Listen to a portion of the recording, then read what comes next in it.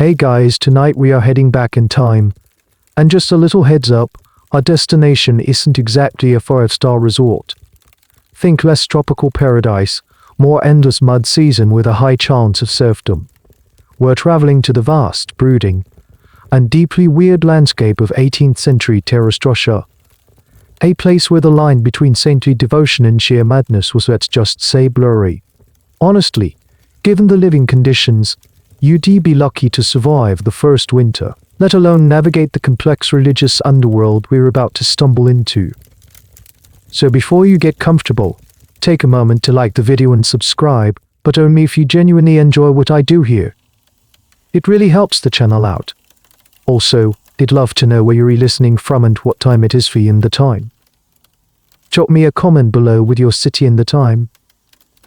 It's always fascinating to see how far these stories travel. Now, dim the lights. Maybe turn on a fan for that soft background hum. And let's ease into tonight's journey together. The first thing that hits you isn't the cold, though that's a close second. It's the smell. It's a thick, earthy cocktail of damp soil, wood smoke, wet wool, and something vaguely like boiled cabbage. You're standing on what generously could be called a road, but in reality, it's a river of mud grooved with deep ruts from cart wheels. On either side of you, as far as the eye can see, stretches a landscape of immense, almost intimidating scale.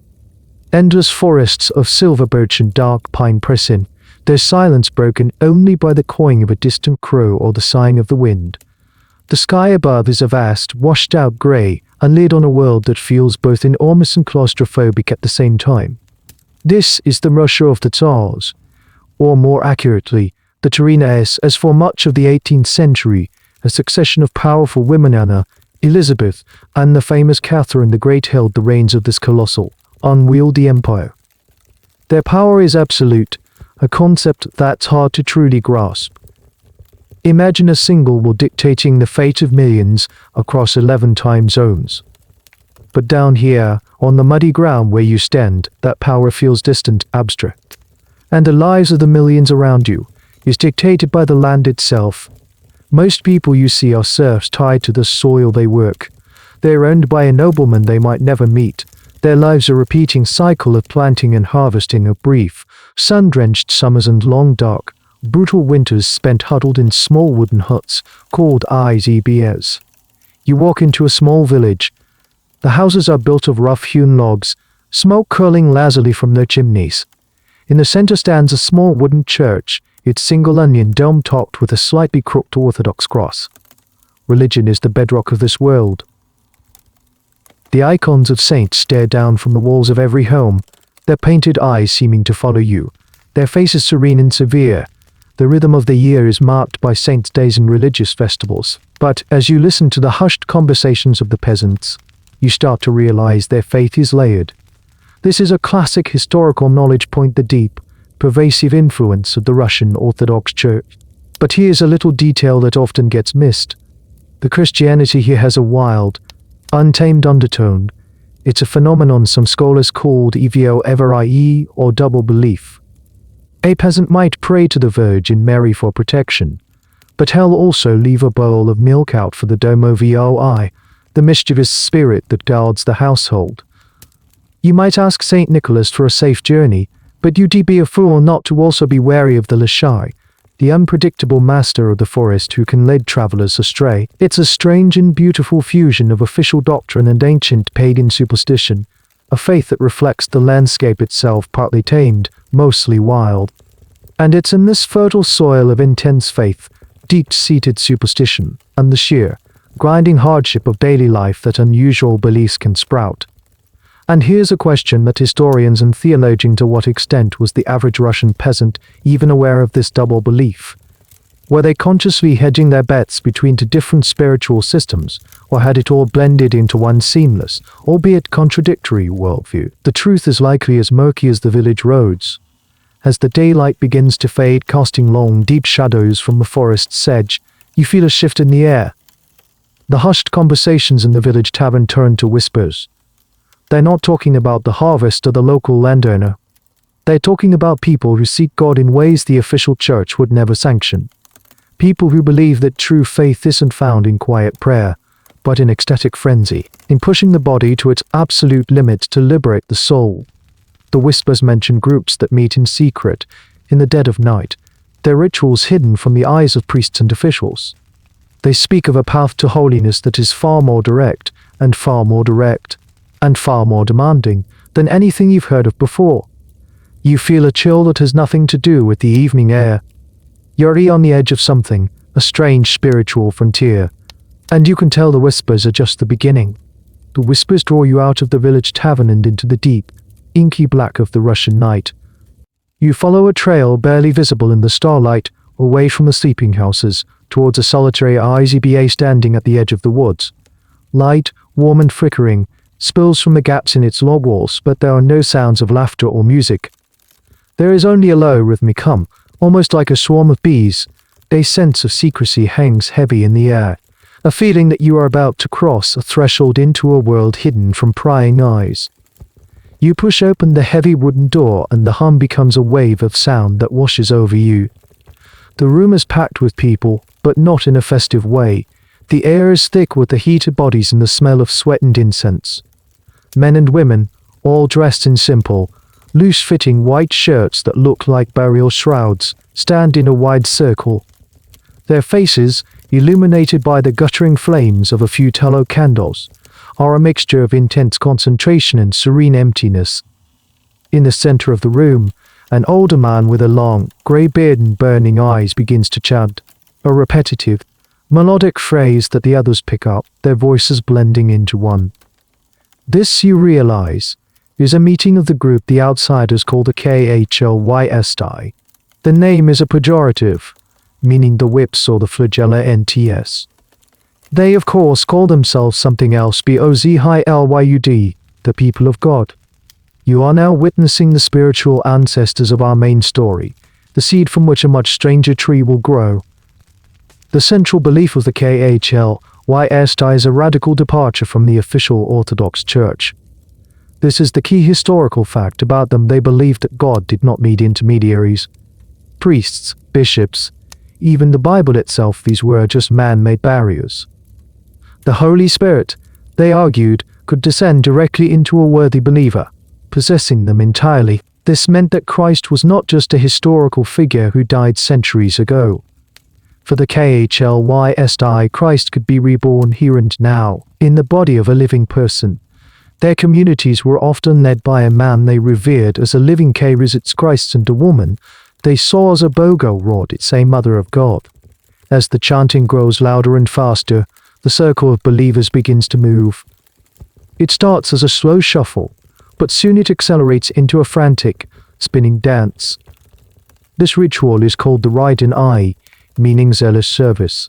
Around and around they go, a vortex of white robes and flying hair, their heads thrown back, their eyes closed. The spinning is meant to induce a state of ecstasy, to blur the senses and open the soul to the divine. And then you see where their nickname comes from.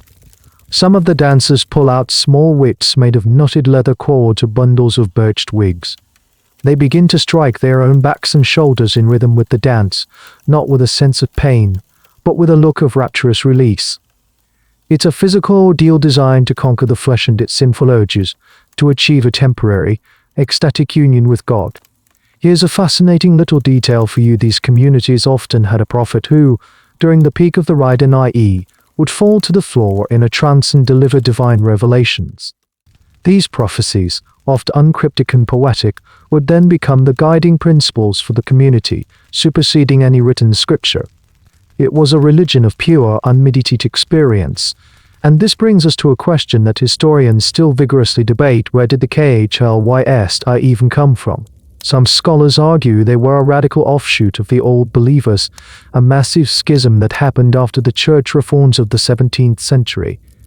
Others trace their ideas back further, to ancient Gnostic heresies like Bogomilism, which had trickled into Russia from the Balkans centuries before, carrying ideas about a dualistic world where the spirit is good and all matter, including the body, is evil.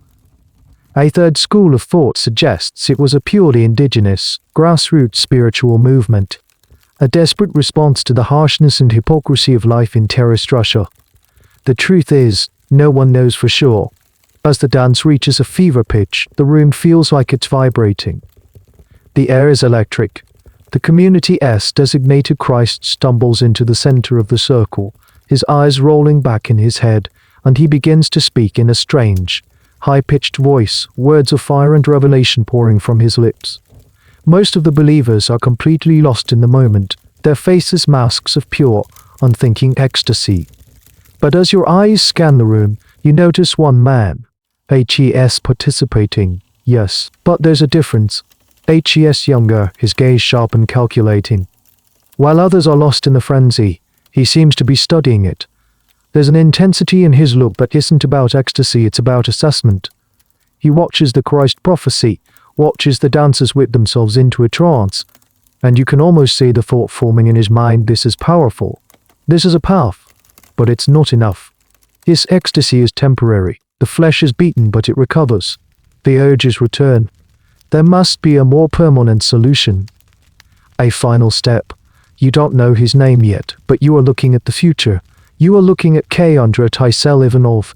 The frantic energy of the ride in IE slowly fades, leaving behind a room filled with exhausted bodies and the lingering smell of sweat and snuffed-out candles.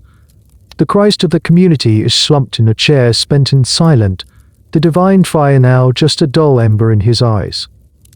The other KHLYST members are either lying on the floor or leaning against the walls, their faces placid, basking in the afterglow of their ecstatic communion. You, however, ecstatic communion, find your attention fixed on that one man you noticed earlier, Castrated Ivanov. He stands apart, not with the serene exhaustion of the others, but with a restless, simmering energy. He looks less like someone who has found an answer and more like someone who has just formulated a terrifying new question. Let's zoom in on this man because he is the catalyst, the spark that will ignite a whole new movement. On the surface, he's unremarkable. You see a peasant, probably from the Oryol province, south of Moscow. HES of average height, sturdily built from a life of physical labor.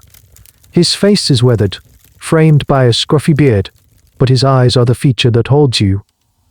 They are piercing, intelligent, and burn with an unsettling conviction. He is illiterate, like the vast majority of the population, but he possesses a sharp, native cunning and a powerful, charismatic presence. He speaks simply, but with an authority that makes people listen. Ivanov has been a devoted member of this KHLYST community for some time. He has spun in the ride in IE, felt the sting of the whip on his own back, and listened to the prophecies of their living Christ.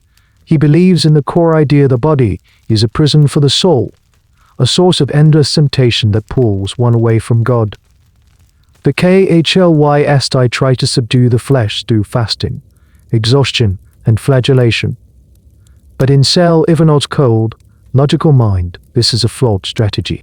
It's like trying to put out a fire by throwing a damp cloth on it. The flames might die down for a while, but the embers remain ready to flare up again. The urges of the flesh, what he sees as the root of all sin, always return. Lust, he believes, is the original sin, the serpent in the Garden of Eden, and as long as the physical vessel for that sin exists, humanity can never be truly pure. He begins to preach, at first quietly, to a small circle of fellow KHLYST who are drawn to his intensity. His message is terrifyingly simple and direct. You see him talking to a young man, his voice a low, persuasive murmur. "Brother," he says, "we dance and we whip our backs until they bleed. We achieve a moment of grace. But then the sun rises, then the devil whispers to us again through our own bodies. We are fighting a battle we can never win, because we carry the enemy within us." He gestures towards his own lower body with a look of profound disgust. This is the root of the weed. You can cut the leaves, but unless you tear out the root, it will always grow back. The only way to kill the serpent is to chop off its head. This is the birth of the core SK-Opt-Swide doctrine, and it's a chillingly logical extension of the KHLYST worldview. This is the moment a new prophet breaks from his tradition. Ivanov proposed what he called the fiery baptism. It wasn't a metaphor. He argued that to truly achieve salvation and kill sin forever, one had to surgically remove the organs of sexual desire. For men, this meant castration. For women, it meant the removal of the breasts. This act, he preached, was the only true way to become like the angels in heaven who were genderless and pure. It was the ultimate sacrifice, the final, irreversible step towards holiness. Here's a little-known tidbit that adds another layer of strangeness. Selivanov's personal theology was a bizarre tapestry woven from Khlys beliefs, fragments of orthodox scripture he'd heard and reinterpreted, and his own powerful, disturbing visions.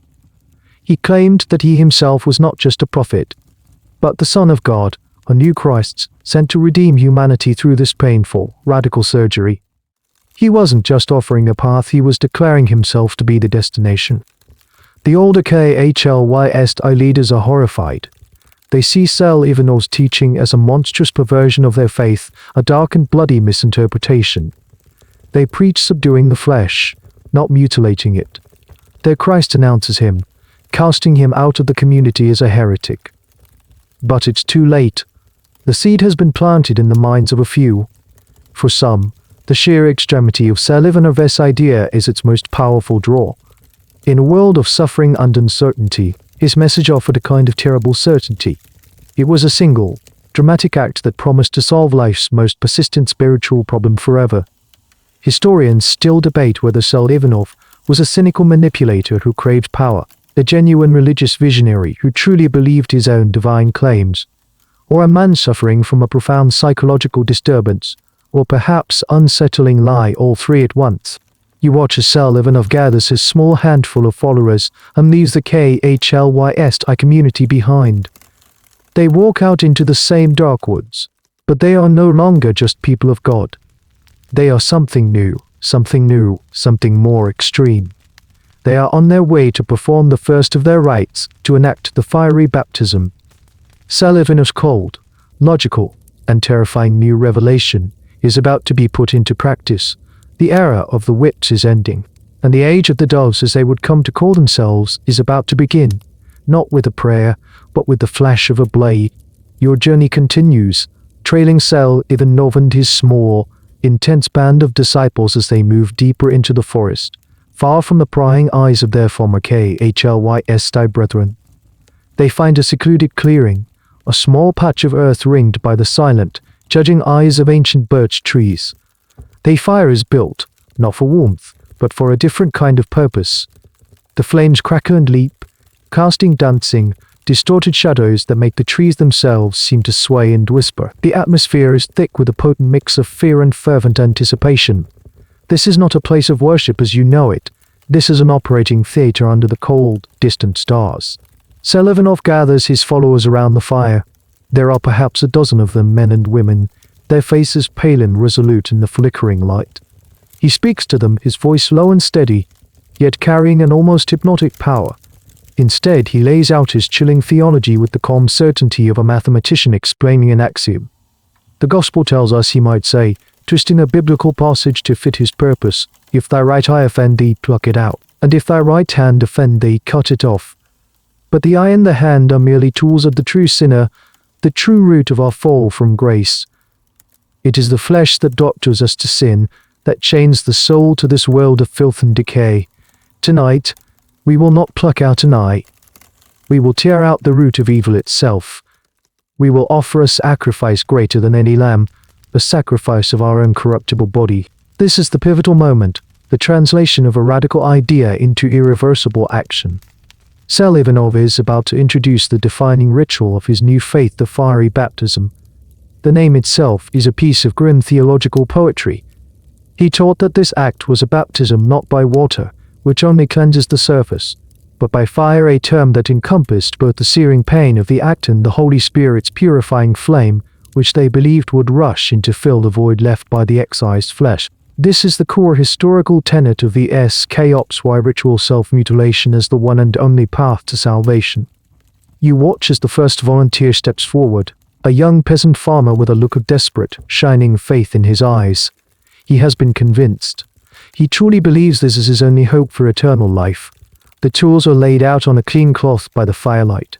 They are crude, terrifyingly so. Not surgical instruments, but the common tools of a rural life: a sharpened knife, perhaps a wood-carving tool, or even a piece of heated iron for cauterization. Selivanov himself at this early stage would have likely performed the procedure. The historical details of these first rituals are, for obvious reasons, obscure and passed down through hushed accounts, but the essence is clear. The volunteer is given a strong drink, likely homemade vodka, to dull the senses.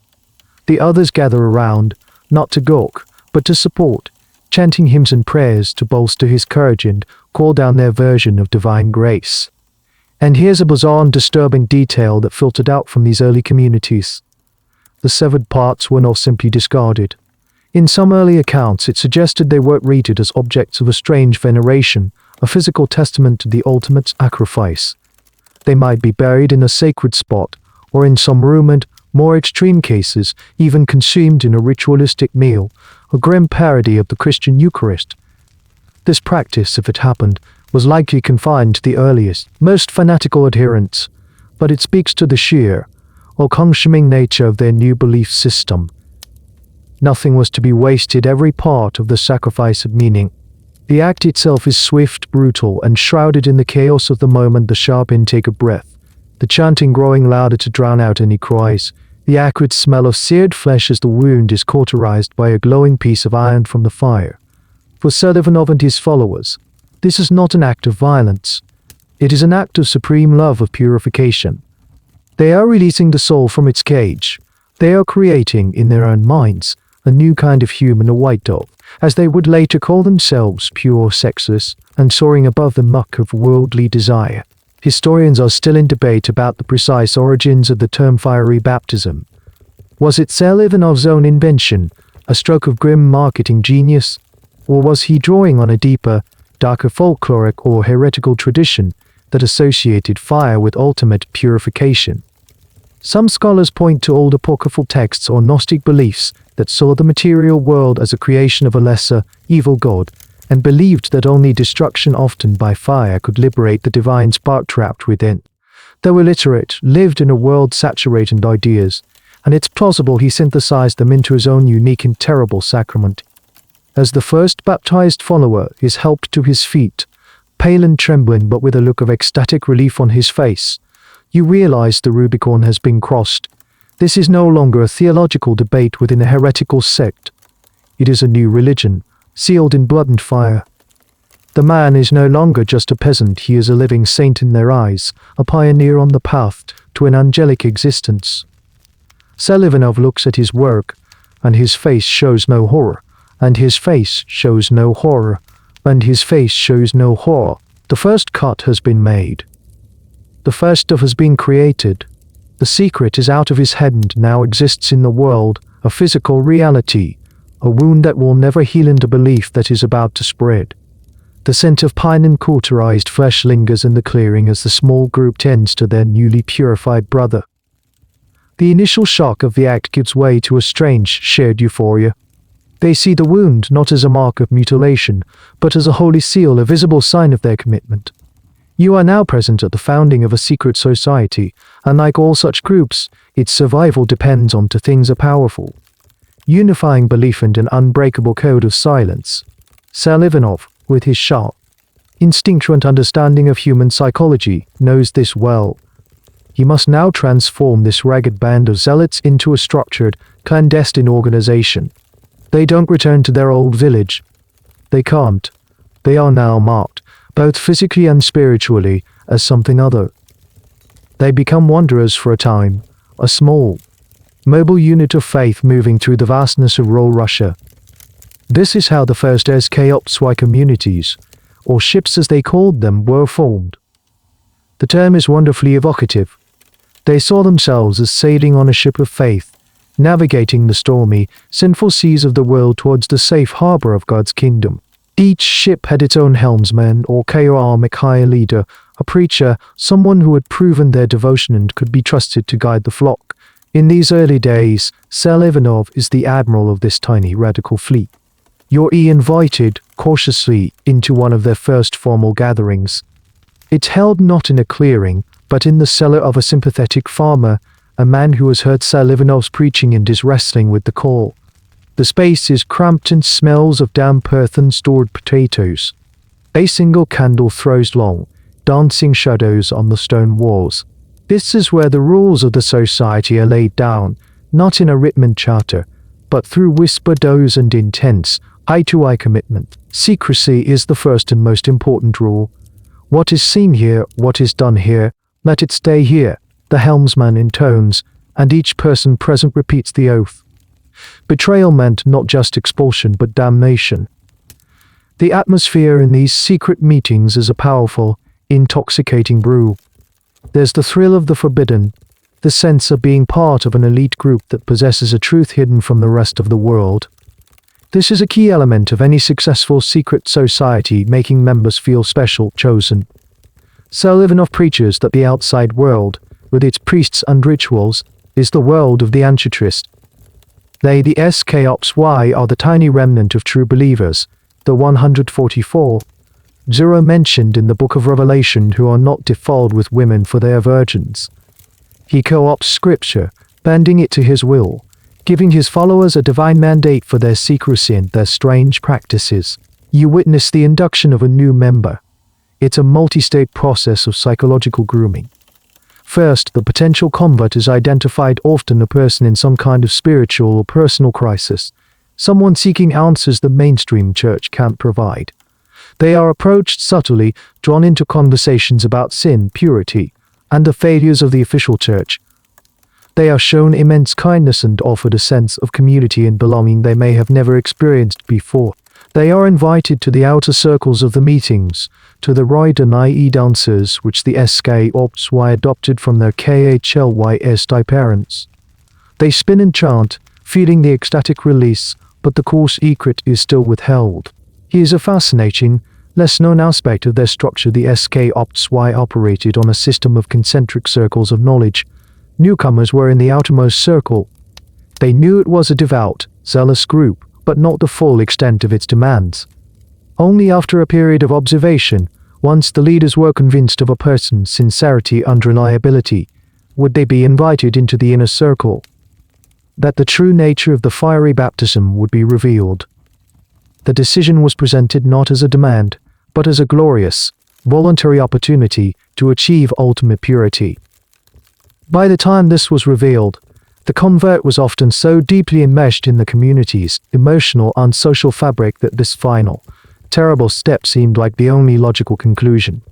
Historians are still debating how much of this sophisticated, cell-like structure was designed by Cell even off from the start, and how much of it evolved organically out of necessity. Was he a natural-born spy master, creating a clandestine network with deliberate precision? Or was the secrecy simply a practical response to the very real threat of discovery and persecution by the authorities? It was likely a bit of both. The need for secrecy bred the structure, and the structure, in turn, reinforced the group's sense of elite separation from the world. As you sit in that cellar, you can feel the power of this burgeoning secret society. It offers a complete, all-encompassing world. It has a charismatic leader, a radical core belief, a powerful initiation ritual, a shared secret, and a strong sense of us versus them. It provides answers, community, and a promise of eternal salvation, all wrapped in a thrilling blanket of secrecy. The outside world, with its mud, its serfdom, and its distant, uncaring soul, fades away. In this small, candlelit room, these people are no longer poor, forgotten peasants. They are saints. They are angels in training. They are the white doves, and their secret is the most important thing in the world. And you realize with a shiver that this is just the beginning. The ship has been built, the crew has taken its oath, and it is ready to set sail into the dark waters of the Russian soul. You've seen how the secret society is structured, how it protects itself with layers of initiation and oaths of silence. But a ship, no matter how well built, is useless without a crew, and a belief system is just an idea until it spreads. Now you get to see the SKOPSY in action, not in their hidden cellars, but out in the world, engaged in their most crucial task, recruitment. They called themselves Bulayi Golabai, the White Doves, a name that was a masterpiece of public relations. It evoked purity, peace, and the Holy Spirit, a far cry from the grim reality of their core rite. And the people who spread this message were masters of gentle, relentless persuasion. Imagine you're a peasant farmer, struggling to feed your family. The harvest was poor, your debt to the landowner is growing, and the local priest offers little more than platitudes and demands for tithes. One day, a man arrives in your village. He's a fellow peasant, but there's something different about him. He's calm, serene, and strangely content. He doesn't drink, he doesn't crit, he doesn't curse, and he speaks with a quiet, confident wisdom, or just a wandering holy man. This is a SK-Ops-Y recruiter. He won't mention castration. Not on the first day, or the first week, or even the first month. That would be insane. Instead, he begins a slow, patient process of building trust. He offers to help you mend your fence. He is a model of Christian charity and sober living. He starts to talk about faith, but in a way you've never heard before. He speaks of the sinfulness of the world, the corruption of the church, the emptiness of worldly pleasures. He nods sympathetically as you complain about your hardships. Yes, he'll say, his voice full of understanding, the world is a heavy burden. It is designed to trap us all. This is the classic first stage of their persuasion, identifying a need and offering a sympathetic ear. Once a bond of trust is formed, the recruiter begins to introduce the SK-Ops-Y worldview, piece by piece. He'll invite you to a simple prayer meeting, which looks much like a gathering of any devout believers. There's singing prayer, and a reading from a shared text, often not the Bible itself, but a collection of their own prophetic sayings and hymns, known as versicles. This is the essential historical point. Their recruitment was a slow, methodical process of indoctrination, not a sudden revelation. As you get drawn deeper in, you notice things. The community is incredibly supportive. If a member's cowed eyes, the others chip in to buy them a new one. If a family is starving, a sack of grain appears on their doorstep. They have created a powerful social safety net, an alternative to the harsh and different world outside. For a poor peasant, this tangible support was often a more powerful argument than any theological debate. They are offering you not just a belief, but a better life, a community that cares. Here's a curious little detail about their methods. SK-Ops-Y recruiters were known to use a specific type of language, full of allegory and metaphor. They would talk about the serpent that lies inside everyone, the heavy cross of the flesh, and the desire to become a pure white sheep in the flock of their great shepherd, Castrated. They spoke of a great and final key that could unlock the gates of heaven. This symbolic language served a dual purpose. It sounded pious and mysterious to the uninitiated, but for those who understood, it was a coded reference to their central secret. It allowed them to talk about their beliefs in plain sight without revealing anything. The final stage of the persuasion was the most intimate. After months of grooming, when the recruiter was sure of your loyalty, he would invite you to a private conversation. He would look you in the eyes and say something like, "Brother, you have seen the truth of our community, but you are still fighting the serpent every day. There is a way to win the war forever. There is a final baptism, a fiery trial that will make you like the angels. Our Father, the Redeemer Castrated, has shown us the way." By this point, the psychological groundwork has been so thoroughly laid that the horrific nature of the proposal is reframed. It's no longer mutilation, it's liberation. It's not an act of violence, it's the ultimate act of faith. And here lies a question that social psychologists and historians continue to wrestle with: what was the primary driver of conversion? Was it the sophisticated psychological manipulation and the love-bombing tactics of the recruiters? Was it the appeal of the theology itself to people living in a deeply religious but spiritually unsatisfied society? Or was it the powerful economic and social incentive of joining a tight-knit, mutually supportive community that could lift a person out of poverty? The answer is probably a complex mix of all three, with different factors weighing more heavily for different individuals. You watch as the farmer you've been observing finally agrees. His fear is visible, but it's overshadowed by the hope and certainty he has been fed for months. He is led away to his own fiery baptism, convinced he is about to become a saint.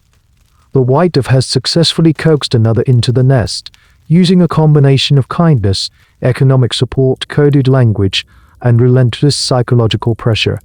Their methods are subtle, patient, and terrifyingly effective. The secret society is not just protecting itself, it's growing, one carefully cultivated soul at a time. You've seen how the SK-Ops recruit and how they guard their central secret. Now, you're invited back inside their hidden world to witness the ritual that binds them together just as much as their shared secret does the Raiden, i.e.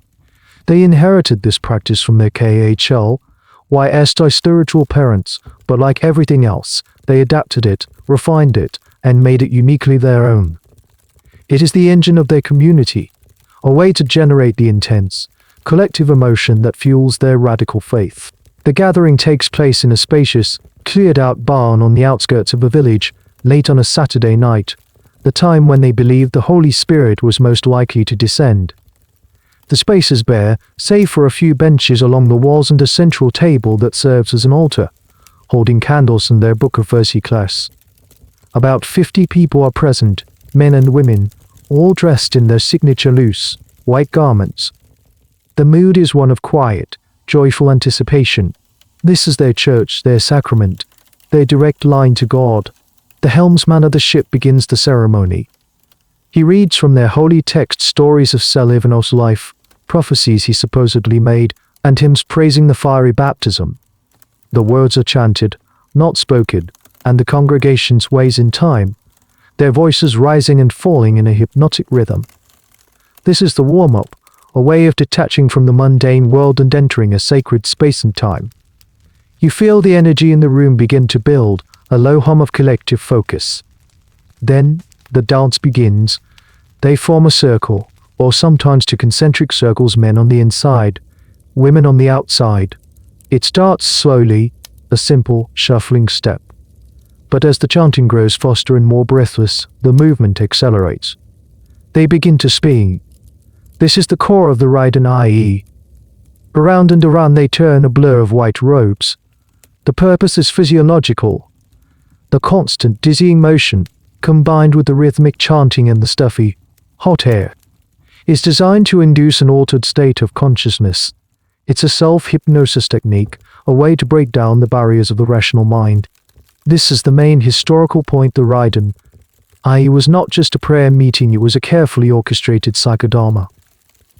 It allowed the participants to experience a physical and emotional release, a temporary ecstatic union with the divine that served to validate their extreme beliefs.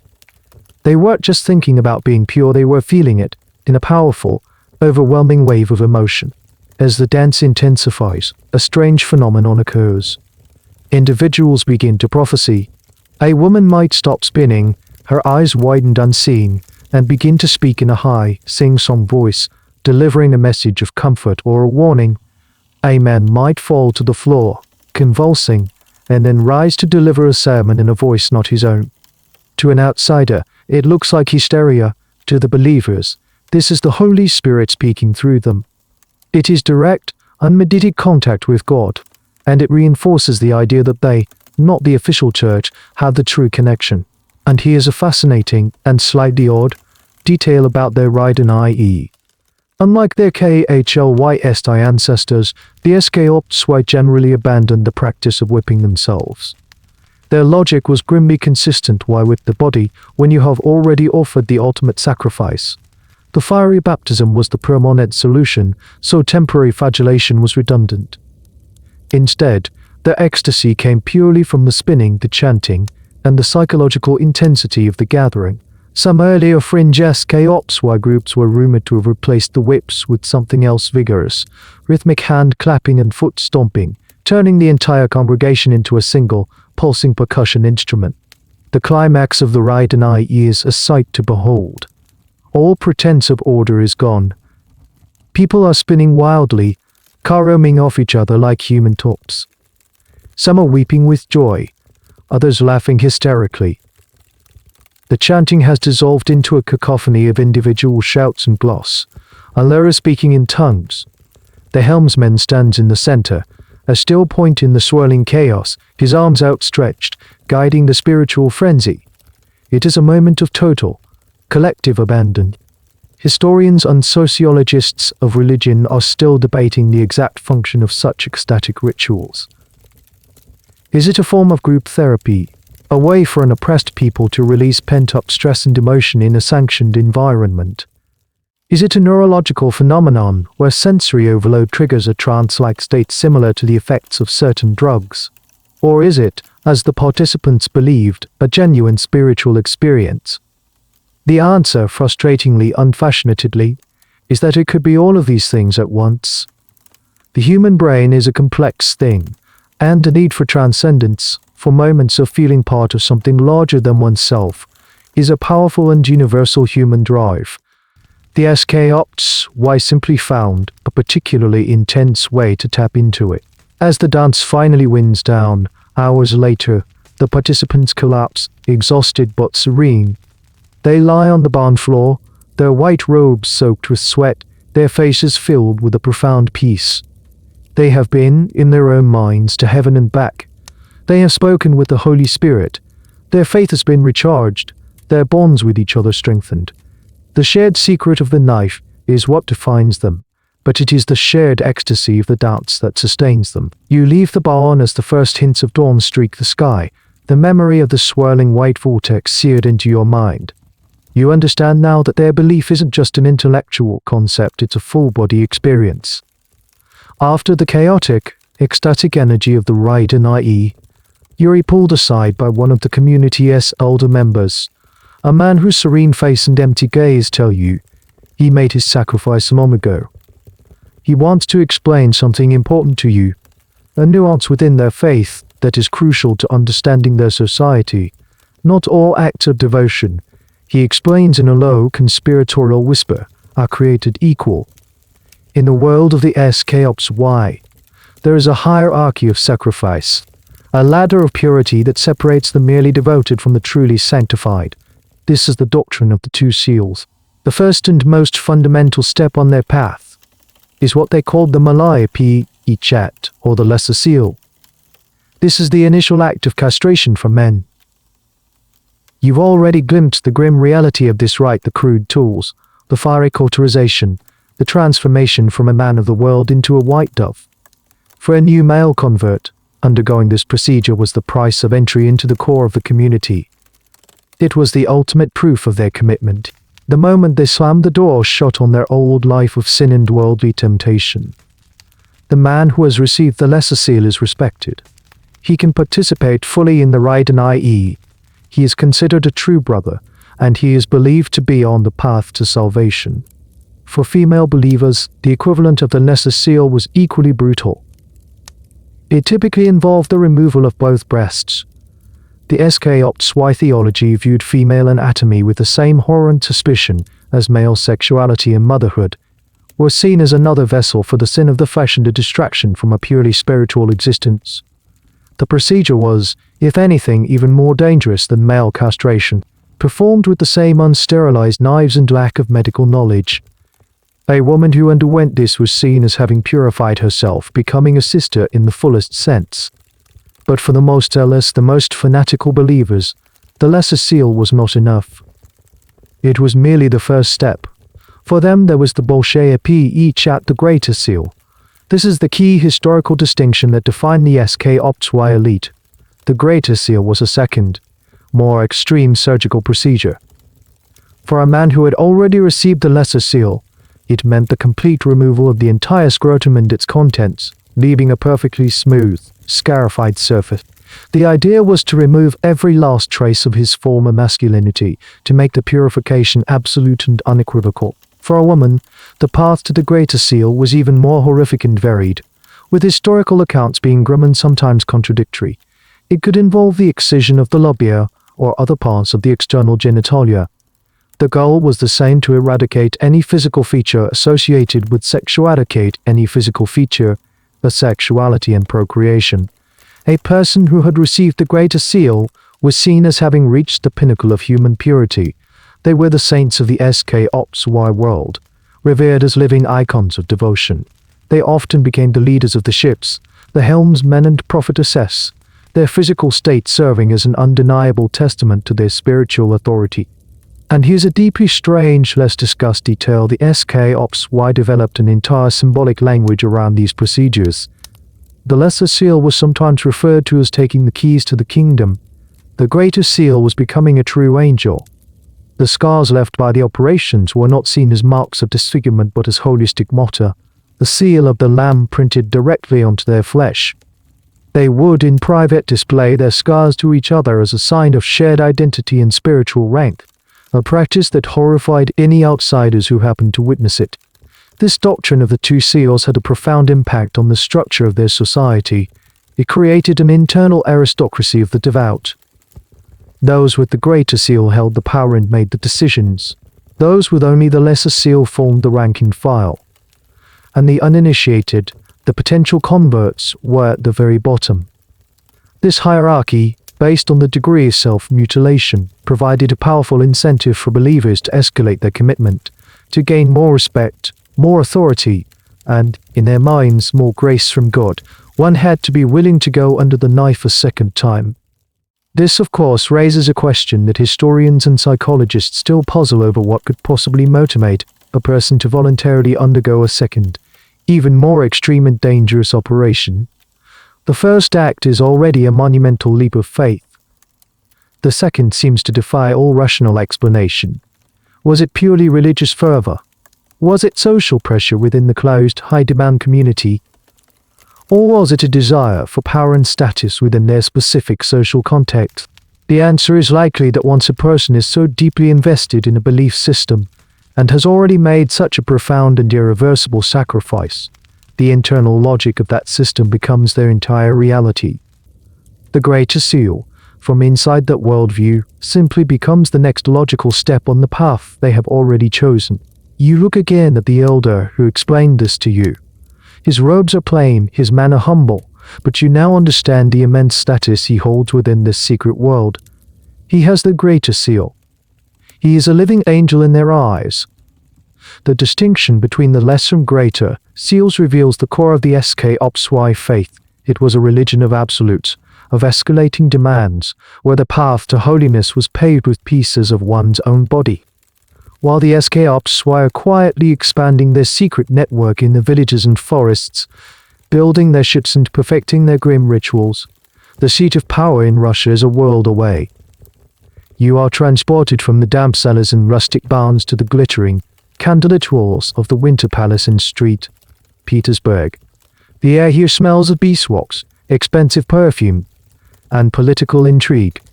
This is the court of Empress Catherine the Great, a woman of formidable intellect, ambition, and a famously low tolerance for anything that threatens the order of her empire. For years, the activities of the SKOPSY have been little more than a background hum. A strange roll rumor that barely reaches the ears of the imperial government. Local police officials might occasionally file a confusing report about a sect of self-harm arrests, but in the vast, chaotic bureaucracy of 18th century Russia, such reports were easily lost or dismissed as peasant madness. Catherine is busy with grander things, waging wars with the Ottoman Empire, partitioning Poland, corresponding with Voltaire, and crafting an image of herself as an enlightened despot. A bizarre, backwoods religious sect is simply not on her radar. That begins to change in the 1770s. The problem is that the SKOPSY are successful. Their numbers are growing, and their strange practices are becoming harder to hide. A village might suddenly have a surprising number of men who seem to have work accidents or women who are mysteriously barren. Local priests start to complain to their bishops about a drop in attendance and a disturbing new heresy that preaches against marriage and childbirth. And more alarming, the turning point comes when the state realizes the SKOPSY are not just a spiritual threat, but a demographic and military one. This is the key historical reason the government finally took notice. In an empire obsessed with population growth to man its armies and farm its lost lands, a sect that preaches castration as the highest virtue is a direct threat to state power.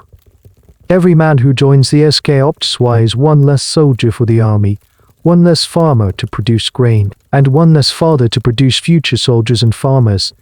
Catherine the Great, for all her Enlightenment philosophy, was a pragmatist. The SKOPSY were, in the most literal sense, cutting off the empire's future. Her government's first response is clumsy, a perfect example of a centralized power trying to squash a decentralized, cellular organization. In 1772, a major investigation is launched in the Yole province, the heartland of the early SKOPY movement. A commission is formed, witnesses are interrogated, and the horrifying truth of the fiery baptism is officially uncovered. The government is shocked and disgusted. Decrees are issued, denouncing the sect as monstrous and contrary to God, nature, and civil law. This is where you see the Empress's annoyance firsthand.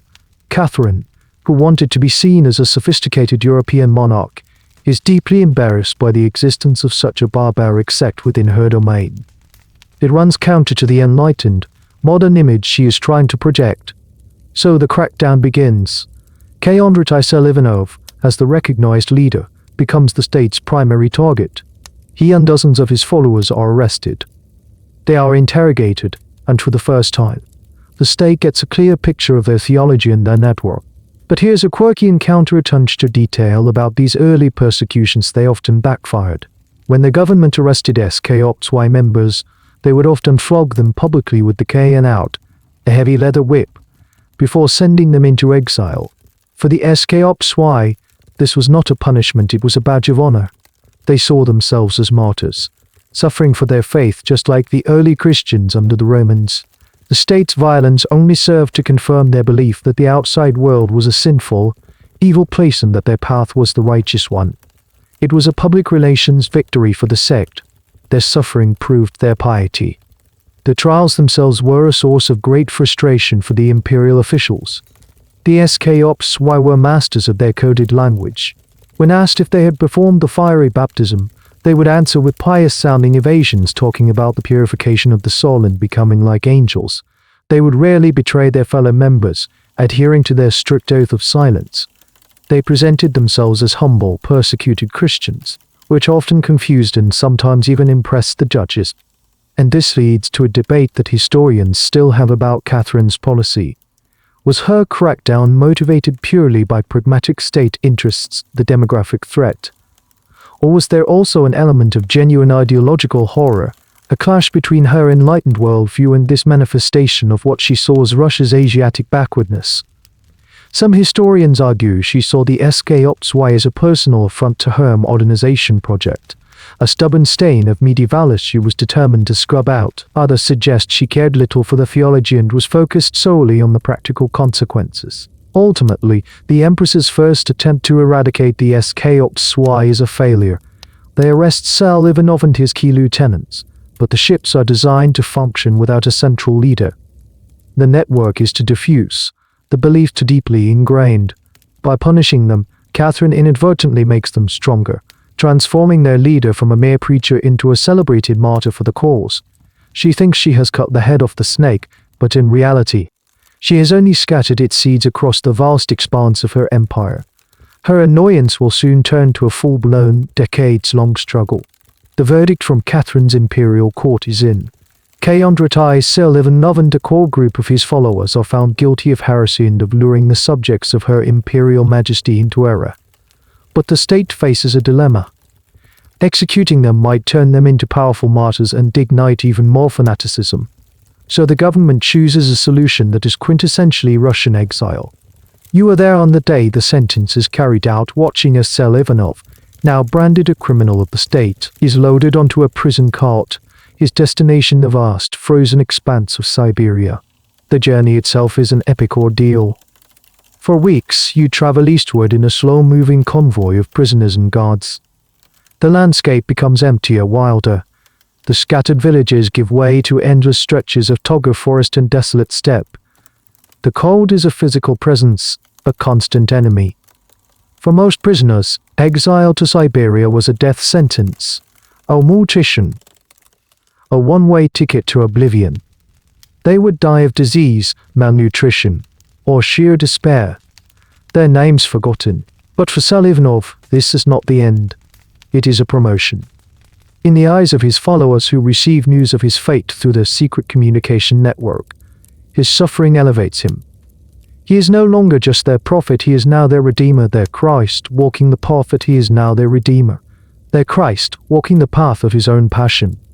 Every hardship he endures on the long road to Siberia is seen as a holy trial, a battle against the demonic forces of the state. His exile becomes the central narrative of their faith, a living gospel. This is the key historical turning point for the cult's mythology. The physical absence of their leader forces the SKOPSY to rely on stories and legends. And those legends grow more powerful with every mile that separates them from Sel Ivanov. He is said to perform miracles on the journey, to heal the sick with a touch, to prophesy to his guards. These stories, whether true or not, are passed from one ship to another in hushed whispers, feeding the fervor of the flock he left behind. You finally arrive in Irkutsk, a remote administrative center in the heart of Siberia. Sel Ivanov is put to hard labor, likely in a mine or a lumber camp. The conditions are brutal, designed to break a man's body and spirit. But Sel Ivanov, hardened by a life of peasant labor and fueled by an unshakable conviction, endures. He doesn't just survive, he thrives. He begins to preach to his fellow convicts. And here's a fascinating little-known detail of this period. Sel Ivanov's charisma was so potent that he reportedly managed to convert some of his fellow prisoners. Imagine the scene in the bleakest, most isolated corner of the Russian Empire, in the penal colony designed to crush dissent. This illiterate peasant is building a new ship. He is performing the fiery baptism in secret, right under the noses of the imperial authorities. It's a testament to the sheer power of his personality, on the desperate hunger for meaning in such a hopeless environment. Siberia, meant to be a prison, becomes a seminary. Back in European Russia, the movement he left behind continues to grow, now energized by the story of their suffering messiah. The decentralized nature of the SKOPSY network, which so frustrated Catherine's government, becomes its greatest strength. With Sel Ivanov gone, local leaders, the helmsmen of the various ships, step up. The faith becomes more self-sufficient, more resilient. Persecution forces them to become even more secretive, even more disciplined. New ways of recognizing each other, and new methods for moving money and information across the empire without being detected. This leads to a question that historians of the SKOPSY are still grappling with. Did the exile of Sel Ivanov ultimately help or hinder the movement? On one hand, it deprived them of their central charismatic leader. On the other, it mythologized him and forced the organization to mature, to become a truly robust and independent network. Many scholars argue that the 2 decades Sel Ivanov spent in Siberia were the most crucial period for the institutionalization of the SKOPSY faith. It was during this time that it transformed from a cult of personality centered on one man into a sustainable, multi-national secret society. You see this transformation happening. The stories from Siberia are woven into their hymns. The date of Sel Ivanov's sentencing becomes a holy day in their secret calendar. His letters, smuggled out of Siberia, are treated like sacred scripture. He is no longer just Castrated Sel Ivanov, the peasant from Yale. He is the Father Redeemer, the Sovereign, the suffering Christ in the frozen wilderness. The government thought it was burying a heretic in the snow. They had planted a seed in the permafrost, and against all odds, it was beginning to grow into a legend. The man may be in chains, thousands of miles away, but his idea is more free and more powerful than ever. While Sel Ivanov is becoming a living legend in the Siberian snows, his followers back in the heart are busy refining their theology. And it's here that the SKOPSY belief system takes a turn from the merely radical to the fantastically bizarre.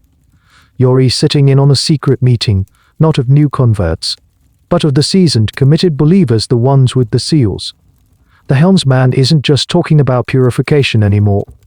He's talking about imperial politics, about a murdered Tsar, and about the secret identity of their Father Redeemer. He begins to preach the group's most audacious and politically dangerous doctrine. Brothers and sisters, he whispers, the candle flame reflecting in his intense eyes. The worldly powers thought they had exiled a simple peasant. They are fools. They do not know who they are dealing with. He then lays out the grand conspiracy. Their leader, Castrated Sel Ivanov, is not who he appears to be. He is, in fact, the miraculously resurrected Peter II. To understand how utterly wild this claim is, you have to remember the history. Sir Peter II was the husband of Catherine the Great. He was not a great ruler. A neurotic, unpopular man obsessed with his home country of Prussia, he reigned for a disastrous 6 months before being overthrown in a coup led by his own wife, Catherine. Shortly after his abdication, he was conveniently and mysteriously killed by one of Catherine's co-conspirators. The official story was that he died of hemorrhoidal colic. Nobody believed it. This mysterious death created a vacuum for imposters, and for decades after, a string of pretenders would pop up, claiming to be the trues of Peter I who had escaped his assassins. It was a recurring political headache for Catherine. The SKOPs took this popular conspiracy theory and fused it with their religious beliefs to create something entirely new. This is the core historical point of their mature theology, the syncretic belief that Tsar Ivanov was both a divine and a royal figure. They preached that Peter I had not been killed.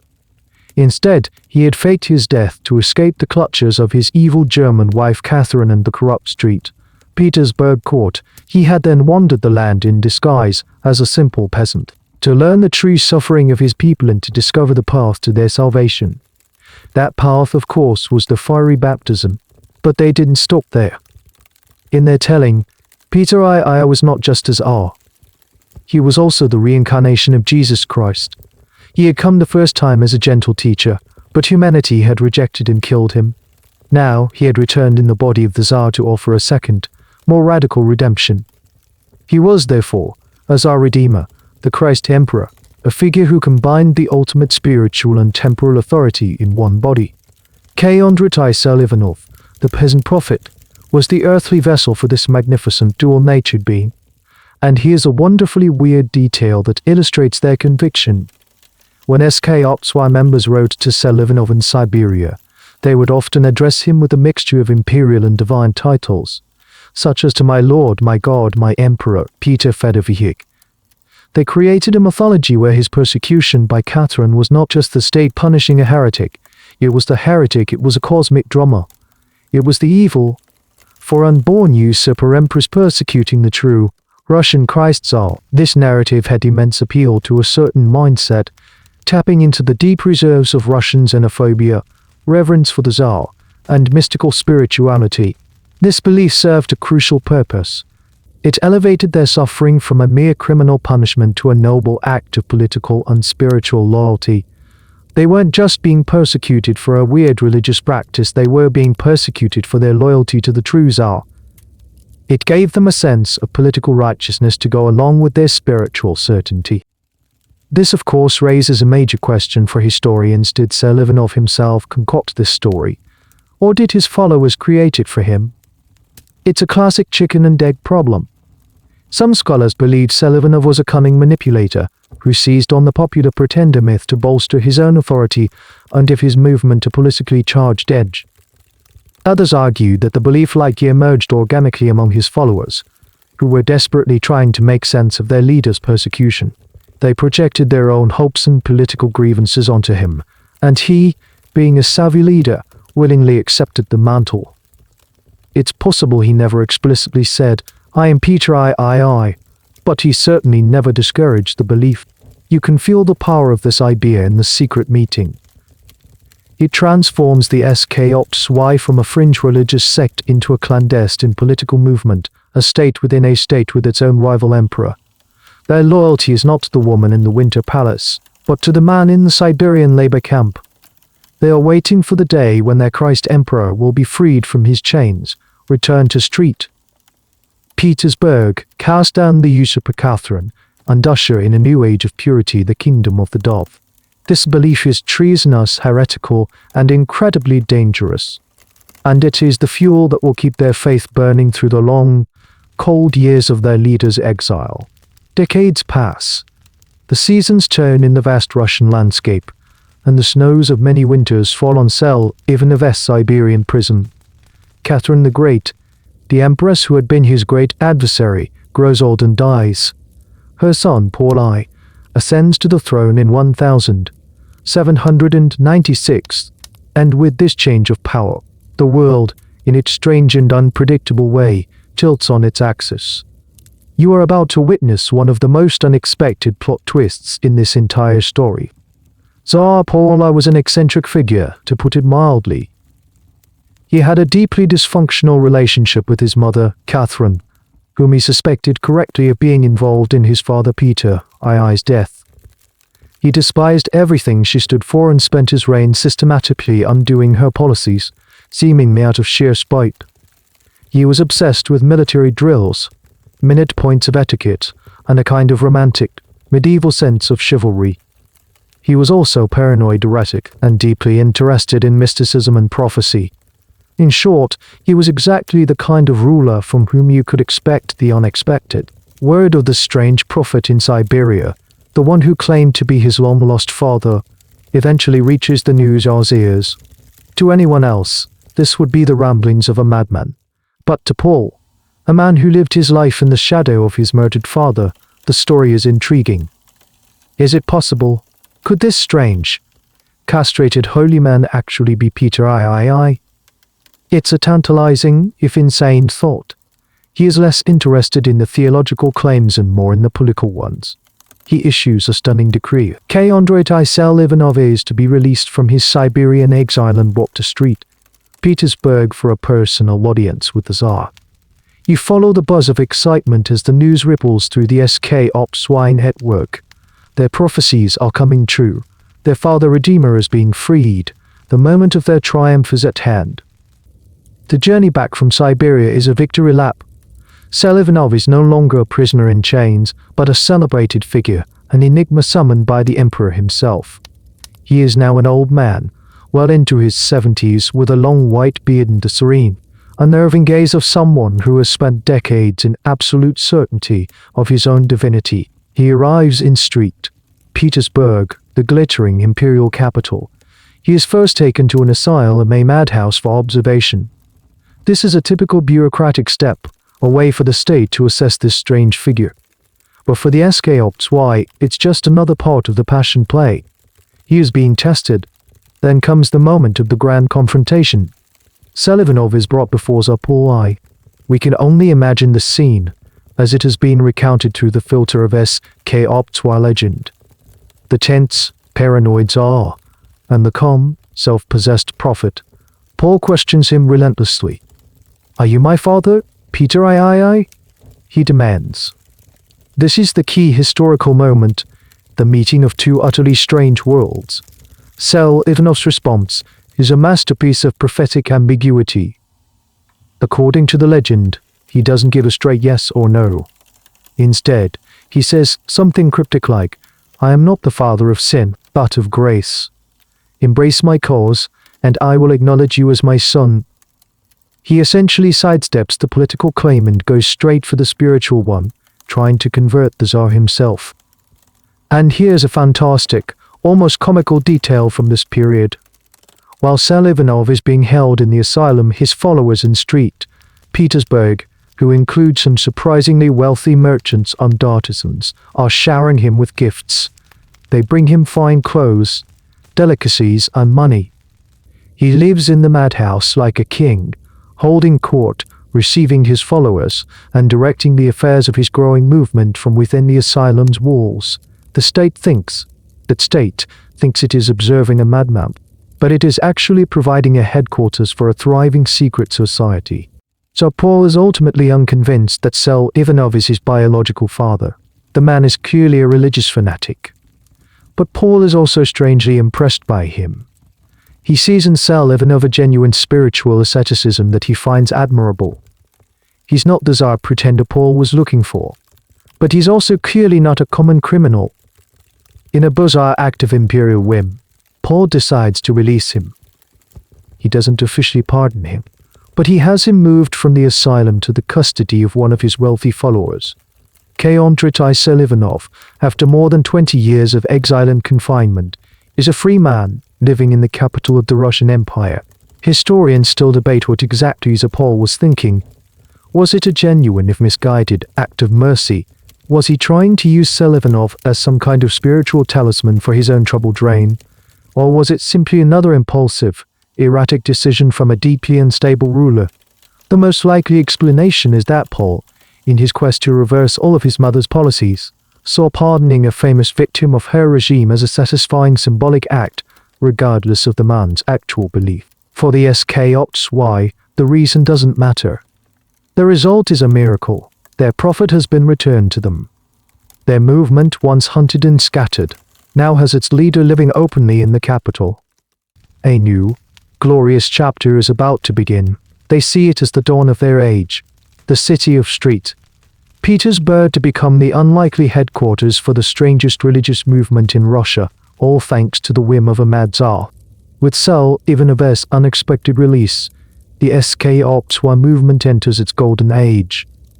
And the heart of this new era is a single, unassuming building in St. Petersburg that becomes the sect's de facto world headquarters. You are standing on a street in the capital, looking at a large, handsome house purchased for Tsar Ivanov by one of his wealthiest fellow residents. To any passerby, it's just another prosperous-looking residence. But to the initiates, this building is everything. They call it BOSBHYI Dom, God's house, and for a time, it is the most important location in their universe. You step inside, and the atmosphere is one of hushed, disciplined reverence. The house is meticulously clean, the floors polished, the air still. It is part monastery, part command center, and part royal court for their prophet king. Tsar Ivanov, now a venerable old man, lives here in a state of carefully managed glory. He is surrounded by his most devoted followers, who serve him with a fervor that borders on worship. They are his secretaries, his guards, and his attendants. Every meal he eats, every piece of clothing he wears is prepared and handled as if it were a holy sacrament. The daily life in God's house is a picture of serene, ordered piety. The residents rise before dawn for prayers. They work silently and efficiently throughout the day, the men often engaged in crafts like tailoring or bookkeeping, the women in spinning, weaving, and household chores. There is no idle chatter, no laughter, only the quiet hum of purposeful activity. Tsar Ivanov. This is the key reality of their golden age. They managed to create a visible, functioning island of their faith in the middle of the imperial capital. Tsar Ivanov himself holds court in a large, well-appointed room. He sits on a fine chair, dressed in clean, simple white robes, receiving a constant stream of visitors. His followers come to him for blessings, for guidance on spiritual matters, or to resolve disputes within the community. They approach him with heads bowed, sometimes crawling on their knees, and kiss his hand as if he were the Tsar himself. He speaks to them in his usual style, a mix of peasant simplicity, cryptic prophecy, and unshakable authority. For the SKOXY, a visit to God's house to see the Father Redeemer was the ultimate pilgrimage. But here's a fascinating and slightly surreal detail about this place. God's house wasn't just a spiritual center, it was also visited by the high society of St. Petersburg. In the mystical, spiritually curious atmosphere of Paul's reign, and continuing into the early years of his successor, Alexander I, Tsar Ivanov became a fashionable curiosity. Board aristocrats, society ladies, and mystical-minded government officials would come to see the famous castrated prophet. They were intrigued by his reputation for holiness and clairvoyance. They would ask him for prophecies about their own lives or the fate of the nation. It's a bizarre image of age-old countess sitting opposite a self-mutilated peasant prophet, earnestly asking for his blessing. Tsar Ivanov, of course, played the part perfectly, dispensing ambiguous wisdom that only enhanced his mystique. This public fascination provided a crucial shield for the SKOXY. As long as they were seen as a fashionable, harmless eccentricity by the elite, the police were less likely to interfere with their real activities. And their real activities were continuing right under the noses of the authorities. While the aristocrats were visiting the parlor upstairs, new converts were being indoctrinated in the back rooms, and plans were being laid for the expansion of the movement. God's house had a public face and a secret face. This period, however, raises a critical question for historians. How much did the authorities really know about what was happening in God's house? Was their tolerance a result of genuine ignorance, the belief that Tsar Ivanov was just a harmless old man, or was it a form of unofficial, tacit acceptance, perhaps influenced by some of the high-placed officials who were sympathetic to mysticism? Some evidence suggests that the government knew perfectly well that the sect was still practicing its rites, but chose to turn a blind eye for a time, perhaps finding the sect's quiet, sober and industrious members preferable to a restive, vodka-drinking populace. The truth remains ambiguous, a testament to the strange political currents of the era. You watch as a wealthy merchant arrives at the house. He is a SKO Pets. He enters, delivers a bag of money to the community's treasurer, receives a blessing from Sir Livanov, and leaves. God's house was not just the spiritual and social center of the SKOPTY world, it was also its financial hub. It was the bank. The wealth of the entire, sprawling network was beginning to flow into this one building in St. Petersburg, and this accumulation of wealth would become the next, and perhaps most surprising, chapter of the SKOPTY story. For a brief, shining moment, this house is their Vatican, their Jerusalem, their Camelot, all rolled into one. You've seen the SKOPTY's radical faith, their secret rituals, and their surprising political connections. Now you're about to uncover their most unexpected talent. They were brilliant, ruthless capitalists. As you spend more time observing the goings-on in God's house and the wider SKOPTY community, you start to notice that for a group that renounces all worldly pleasures, they are astonishingly good at accumulating worldly wealth. The theological justification for this was simple and cunning. Since they had no families to support, no children to inherit their property, and no vices like drinking or gambling to squander their money on, all their earnings could be dedicated to the common cause. This cause was the welfare of the community and, most importantly, the service of their leader, Sir Livanov. Money, in their view, was a tool. It could be used to bribe officials, to buy property for new ships, to support members in need, and to fund their expansion. They didn't see a contradiction between their spiritual purity and their financial acumen. Rather, they saw their financial success as a sign of God's favor. This is the central historical fact about their economic life, freed from the biological and social costs of family. The SKOPTY became hyper-efficient economic units. A SKOPTY craftsman or merchant had a massive competitive advantage over his peers. He worked longer hours because he had no family life to go home to. His expenses were minimal. He was part of a close-knit community that functioned like a trade guild, sharing information, providing interest-free loans to fellow members, and boycotting competitors. If you were a SKOPTY, you did business with other SKOPTY. They built a powerful, closed economic ecosystem. You watched this system in action. A SKOPTY tailor in St. Petersburg needs a loan to buy a new bolt of expensive cloth. He doesn't go to a professional moneylender who would charge him exorbitant interest. Instead, he goes to the treasurer of his local ship. The community lends him the money from their common fund, at no interest. He is expected to pay it back, of course, and to contribute a portion of his future profits to the fund. This system fostered incredible loyalty and allowed SKOPTY businesses to flourish. They became known for their honesty and reliability, at least in dealings with each other, their sobriety, and their diligence. And this led to a very curious, little-known specialization. The SKOPTY became the moneylenders and jewelers of the Russian Empire. It's a strange irony. The very people who had renounced the flesh became masters of the most material, worldly professions. Noblemen who had gambled away their fortunes, merchants in need of quick capital, and even government officials would secretly go to SKOPTY financiers for loans. The SKOPTY were discreet. They had vast reserves of capital, and they charged competitive rates to outsiders at least. By the early 19th century, some of the biggest private bankers in cities like St. Petersburg and Moscow were, secretly, members of this bizarre sect. They were the castrated Rothschilds of terrorist Russia. Their financial network was sophisticated. Money flowed from the provinces to the central treasury in God's house. They used their own couriers to transport funds, trusting only fellow members. They developed coded ledgers to track their assets, making their finances opaque to any outside investigator. This accumulation of wealth gave them a new and powerful form of protection: bribery. When a local police chief started asking too many questions, a quiet donation from the local SKOPTY ship would often make the problem go away. Their gold became as effective a shield as their secrecy. This, however, leads to a debate that still circulates among historians.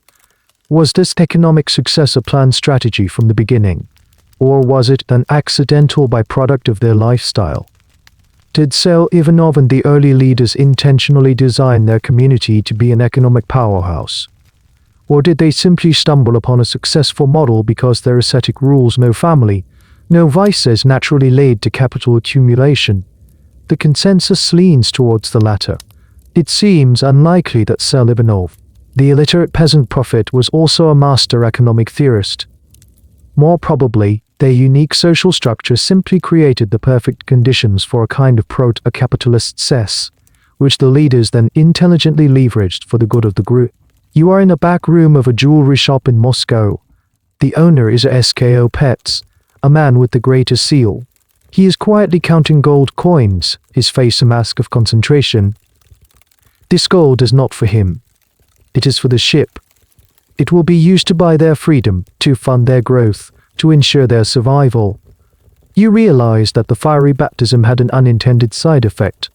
In attempting to cut themselves off from the biological cycles of life, the SKOPY had plugged themselves directly and powerfully into the economic cycles of the empire. They had traded procreation for profit, and in the process had become a silent, formidable financial force hiding in plain sight. You've explored their theology, their finances, and their secret rites. But what was it actually like to live in a SKOPY community day to day? You leave the grand, politically charged atmosphere of God's house and street, Petersburg, and travel to a smaller, more typical SKOPY ship, a large communal house in a provincial town. Here, you can immerse yourself in the strange, quiet rhythm of their daily existence in a society attempting to defy one of the most fundamental laws of nature. The first and most overwhelming impression of the community is the silence. It's not an empty silence, but a purposeful one. People move about their tasks with a minimum of fuss. The dominant sound is the hum of work, the scrape of a saw, the touching of a pen on paper. This quietness stems from their core belief the world is a place of temptation, and idle chatter can lead to sin. Their interactions are polite, formal, and reserved, a constant reminder of their new spiritual family. The most jarring and defining feature of this community is, of course, the complete absence of children. There is no laughter of toddlers, no crying of infants, no games of young boys and girls in the courtyard. The community is demographically frozen. Every single member is an adult who joined from the outside world. This is the central, stark reality of SKOPY life. It was a society entirely dependent on conversion for its survival. It could not reproduce itself. It was, by its very nature, a dead end. You observe the daily routine. It's highly structured, almost monastic. They wake before dawn for collective prayer. After a simple, communal breakfast, they disperse to their workshops. The SKOPY valued hard work as a spiritual discipline. They kept the hands busy and the mind pure. They excelled in skilled crafts, tailoring, shoemaking, metalworking, and, as you know, finance and jewelry. Their products were known for their high quality and durability, a reflection of the patience and focus of their makers. The communal living arrangements are a key aspect of their society. Members live together in large houses, often segregated by gender. They pooled their resources, sharing everything from food to income. This communalism created an incredibly strong social bond and a powerful safety net. No SKOPY had to fear poverty, old age, or sickness. The community would always provide. This was a major part of their appeal to a potential convert from the precarious, dog-eat-dog world outside. They offered absolute security in exchange for absolute commitment. But here's a fascinating, lesser-known detail about their domestic life. How did they manage to bring new people into these households without raising suspicion? They developed a clever system of adoption. A SKOPY family, usually a spiritual union of an older, castrated man and woman, would legally adopt a young boy or a teenage orphan from the outside world. To the authorities, this looked like an act of Christian charity. The child would be raised in the SKOPY environment, surrounded by their quiet piety and communal support. They would be taught the outer layers of the faith, groomed for years, and then, upon reaching adulthood, offered the chance to undergo the fiery baptism and become a full member. This was their only way of ensuring a new generation. The social structure within the community is rigid. Status is determined by two factors: spiritual rank, whether one has the lesser or greater seal, and seniority. The elders, especially those with the greater seal, are deeply revered and hold all the authority. They lead the rituals, manage the finances, and make all the important decisions. Deference to one's elders is an absolute requirement. This raises a poignant and much debated question for historians and sociologists. Despite the security and sense of purpose, was this a happy existence? It's almost impossible for an outsider to say. On one hand, you see faces of serene contentment, people who genuinely believe they have found the one true path and are living a holy life. They are free from the anxieties of romance, the burdens of child rearing, and the fear of poverty. You can't help but feel a profound sense of melancholy, of something deeply unnatural in this childless, passionless world.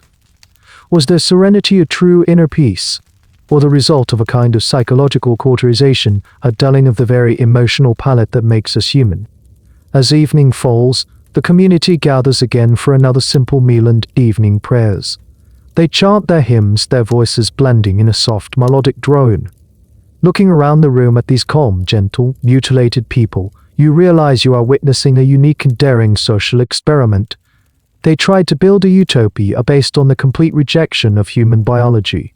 It was a society that offered its members everything: purpose, community, security at a terrible, irreversible price, orderly and deeply sad paradise. Up until now, our journey has largely focused on the male experience within the SKOPs, why world the prophets are living off, the male converts, the act of castration. But what about the women? They made up a significant portion of the community, often outnumbering the men, yet their stories are frequently relegated to the footnotes of history. Let's shift our focus and try to understand the world of the SKOPs from a woman's perspective. You find yourself in the women's wing of the SKOPs communal house, a space filled with the scent of nice open-spun wool. The path for a woman into the SKOPs faith often started differently. While men might be drawn in by theological arguments or the promise of escaping sinful urges, women were often recruited through networks of family and friendship, or sought refuge from the brutal realities of life for their gender in 18th and 19th century Russia. For many, marriage was not a romantic ideal but a form of servitude, and the constant danger of childbirth was a real and terrifying prospect. The SKOPs' offer of a life free from male domination and the perils of reproduction could be a powerful, if extreme, form of liberation. You meet a woman, a sister in her middle years. Let's call her Anna. She tells you her story. She was married young to a harsh, drunken husband. She bore several children, 2 of whom died in infancy. Her life was a cycle of abuse, toil, and grief. Then, a SKOPs woman, a traveling weaver, began to visit her. This woman didn't talk of sin at first. She talked of a community of sisters, a place of peace where women were respected, where they were safe, and where they could serve God directly without the interference of husbands or priests. To Anna, this sounded like heaven. The fiery baptism for women, as you know, was the brutal act of mastectomy. This is the central, horrifying fact of the female SKOPs experience. The theological reasoning was that a woman's breasts were the primary symbols and instruments of her carnal nature, tempting men to sin and tying her to the biological cycle of motherhood, which they considered a distraction from the spiritual life. By removing them, a woman became a pure dove, an angelic being freed from the curse of Eve. She was no longer a vessel for procreation, but a vessel for the Holy Spirit. The procedure itself was a terrifying ordeal, performed in secret by other women in the community, using the same crude, unhygienic methods as for the men. The risk of infection, bleeding, and death was immense. A woman who survived was given a new status. She was a true sister, a holy figure within the community. Her scars were a testament to her faith. But here's a complex and less discussed aspect of their lives within the confines of their own society. SKOPs women enjoyed a degree of autonomy and authority that was almost unthinkable in the patriarchal world outside. Because the sect rejected traditional family structures, Women were not defined by their relationship to men as wives or mothers. They were individuals in their own right. Some women who demonstrated great piety and leadership skills, especially those who had received the greater seal, could become prophetesses and leaders of their own female-only ships. They were called Bogorodice Mothers of God, a title inherited from their Khlysd ancestors, and they held immense spiritual authority. You witness a gathering led by one such prophetess. She is an old woman, her chest a flat, scarred plain beneath her white robe. She preaches to the other women with a fiery passion, interpreting the versicles of Cell is an oven delivering her own prophecies. In this room, her word is law. This paradoxical empowerment is one of the most compelling aspects of the female SK-Opt-Y story. They achieved a form of leadership and self-determination by submitting to a theology that required the mutilation of their female bodies. This leads to one of the most profound and debated questions among historians and gender studies scholars: can the SK-Opt-Y movement be seen as a form of radical, albeit deeply problematic, feminism? On one hand, it's a horrifying proposition. The very entry ticket to this liberation was an act of extreme violence against the female body, seemingly reinforcing the idea that femalines itself is inherently sinful. On the other hand, for some women, trapped in abusive and oppressive circumstances, it offered the only available escape route to a life of safety, community, and even power. It was a liberation that came at the cost of one's own flesh. There is no easy answer, and scholars continue to argue whether the sect ultimately empowered or victimized its female members. Looking at Anna, you see the complexity of her choice. Her body bears the terrible scars of her initiation, a permanent reminder of the price she paid. Yet her face is serene. She is respected. She has a community that cares for her. She is no longer a man's property. In the twisted, desperate logic of her time and place, she may have felt that she had made a fair trade. The story of the SK-Opt-Y women is a stark reminder that historical choices are rarely simple, and people will go to unimaginable lengths to find freedom, peace, and a sense of self-worth in a world that denies them all three. The golden age of the SK-Opt-Y centered around the charismatic presence of Sel Ivanov in his street. Petersburg God's house could not last forever. The political winds in Russia are shifting once again. Tsar Paul I, the eccentric protector of the sect, is assassinated in a palace coup in 1801. His son Alexander I takes the throne. Initially, Alexander is liberal-minded, deeply mystical, and continues the policy of relative tolerance. He is the kind of ruler who might even be intrigued by Sel Ivanov's asceticism. But the years wear on. The Napoleonic Wars ravage Europe, and Alexander's early liberalism slowly hardens into a more conservative, reactionary stance. By the late 1810s, the SK-Opt-Y are becoming a problem that can no longer be ignored or treated as a fashionable eccentricity. Their success is their undoing. They are too wealthy, too numerous, and their influence is spreading too far. Reports from provincial governors become more frequent and more alarmed. They speak of entire villages where the birth rate has plummeted, of army recruitment quotas going unfilled, and of a strange, secret financial power that operates outside the state's control. The sect is no longer a curiosity, it's a systemic threat. The tipping point comes from within the government itself. A new generation of ministers, men like the powerful Count Arakcheyev, have no patience for mysticism or religious dissent. They are hard-nosed pragmatists and arch conservatives who see the SK-Opt-Y as a cancer on the body politic. The most influential voice calling for a crackdown is the Minister of Ecclesiastical Affairs and Public Education, Prince Alexander Golitsyn. Golitsyn himself had been a great mystic and had previously been fascinated by figures like Selivanov. But as his political fortunes changed, he became a champion of orthodox conservatism and saw the SK-Opt-Y as a dangerous heresy that needed to be stamped out. This is the key historical context for the sect's downfall: a shift in the ruling ideology of the Russian state, from mystical tolerance to rigid, bureaucratic conservatism. The state's patience has finally run out. In 1820, the hammer falls. A special commission is established with the explicit goal of liquidating the SK-Opt-Y movement. It is far more organized, more systematic, and more ruthless than Catherine's clumsy attempts 50 years earlier. The state has learned from its past mistakes. You are there when the guards arrive at God's house. It's a sudden, swift trade. The serene, ordered world of the SK Ops Y headquarters is shattered in an instant. The leaders are arrested, the residents rounded up. The house is searched from top to bottom.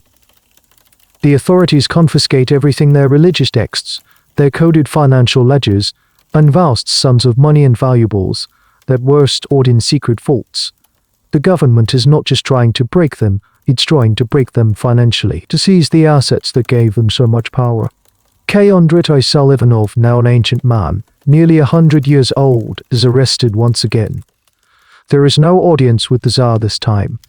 There is no stay in a comfortable asylum. The state's mood is cold and unforgiving. The days of treating him as a celebrity prophet are over. He is now, once again, just a dangerous heretic and a leader of a criminal conspiracy. And here's a sad little-known detail of this crackdown. The state also targeted the SKOPSY's adopted children. Officials would raid communal houses and forcibly remove any children they found, placing them in state orphanages or with Orthodox families to be re-educated. From the state's perspective, they were saving these children from a horrific fate. For the SKOPSY, it was the ultimate violation, the state stealing the only future they had. It was an act of demographic warfare, designed to ensure the sect could not replenish its numbers. This renewed persecution sparks a fierce debate among historians. Was the crackdown of 1820 primarily medicine, moral outrage against the sect's practices? Or was it more of a political and economic move, an attempt by the state to crush a powerful, independent organization and expropriate its enormous wealth? The official documents, of course, speak the language of morality and protecting the Orthodox faith, but the thoroughness with which they seize the SKOPSY's assets suggests that economic motives were, at the very least, a major contributing factor. The state saw a wealthy, unaccountable organization and decided to bring it to heel and take its money. The raid on God's house is a fatal blow. The sect has been decapitated, its leader is imprisoned, its headquarters ransacked, and its central treasury confiscated. The golden age is over, extinguished as suddenly as it began. The surviving members are scattered, forced to go deeper underground than ever before. The state thinks it has finally won, that this time they have crushed the white doves for good. But the story of their strange, resilient faith is not quite over yet. Darker and more desperate phase. The swift, brutal crackdown of 1820 marks the end of an era. The glittering dream of SKOPSY kingdom in St. Petersburg is shattered. For Andrei Selivanov, the final chapter of his long, incredible life begins not in a palace or a courtroom, but behind the thick, cold walls of a monastery. The state, deeming him too old and too famous to be sent back to the Siberian mines, chooses a different kind of prison for him. He is sentenced to permanent confinement in the Sposoev monastery, in the ancient town of Suzdal. You travel with the prisoner convoy to this new location. The monastery is a fortress of faith with high white walls, imposing bell towers, and a history stretching back centuries. It was not just a place of worship, it also housed a state prison for religious and political dissenters. It was a place where inconvenient people could be made to disappear from the world, held incommunicado until they died. This was to be Ivanov's final home, a cage gilded with piety. His imprisonment here is fundamentally different from his Siberian exile. In Siberia, he was a laborer among other convicts, able to move, to preach, to build a community.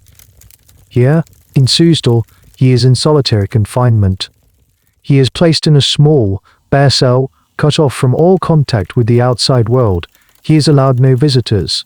His letters are confiscated. The goal is no longer just to punish him, but to silence him, to turn him into a non-person. The state wants to erase his influence by erasing his voice. This is the key historical point of his final years, the transformation of Ivanov from an active, charismatic leader into a purely symbolic one.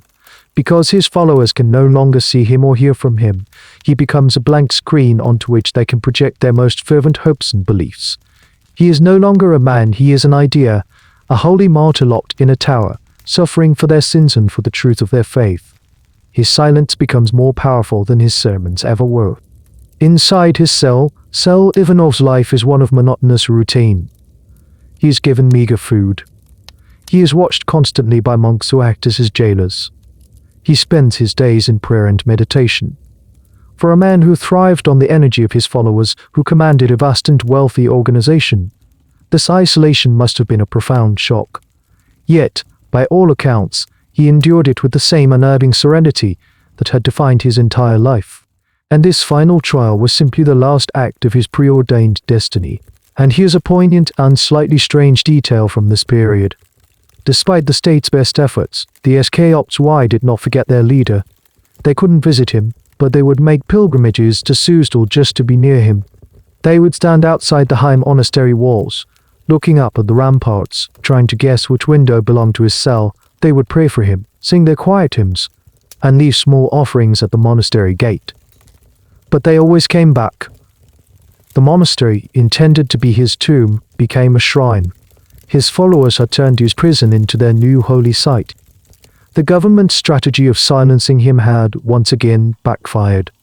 By locking him away and making him a martyr, they had cemented his legendary status.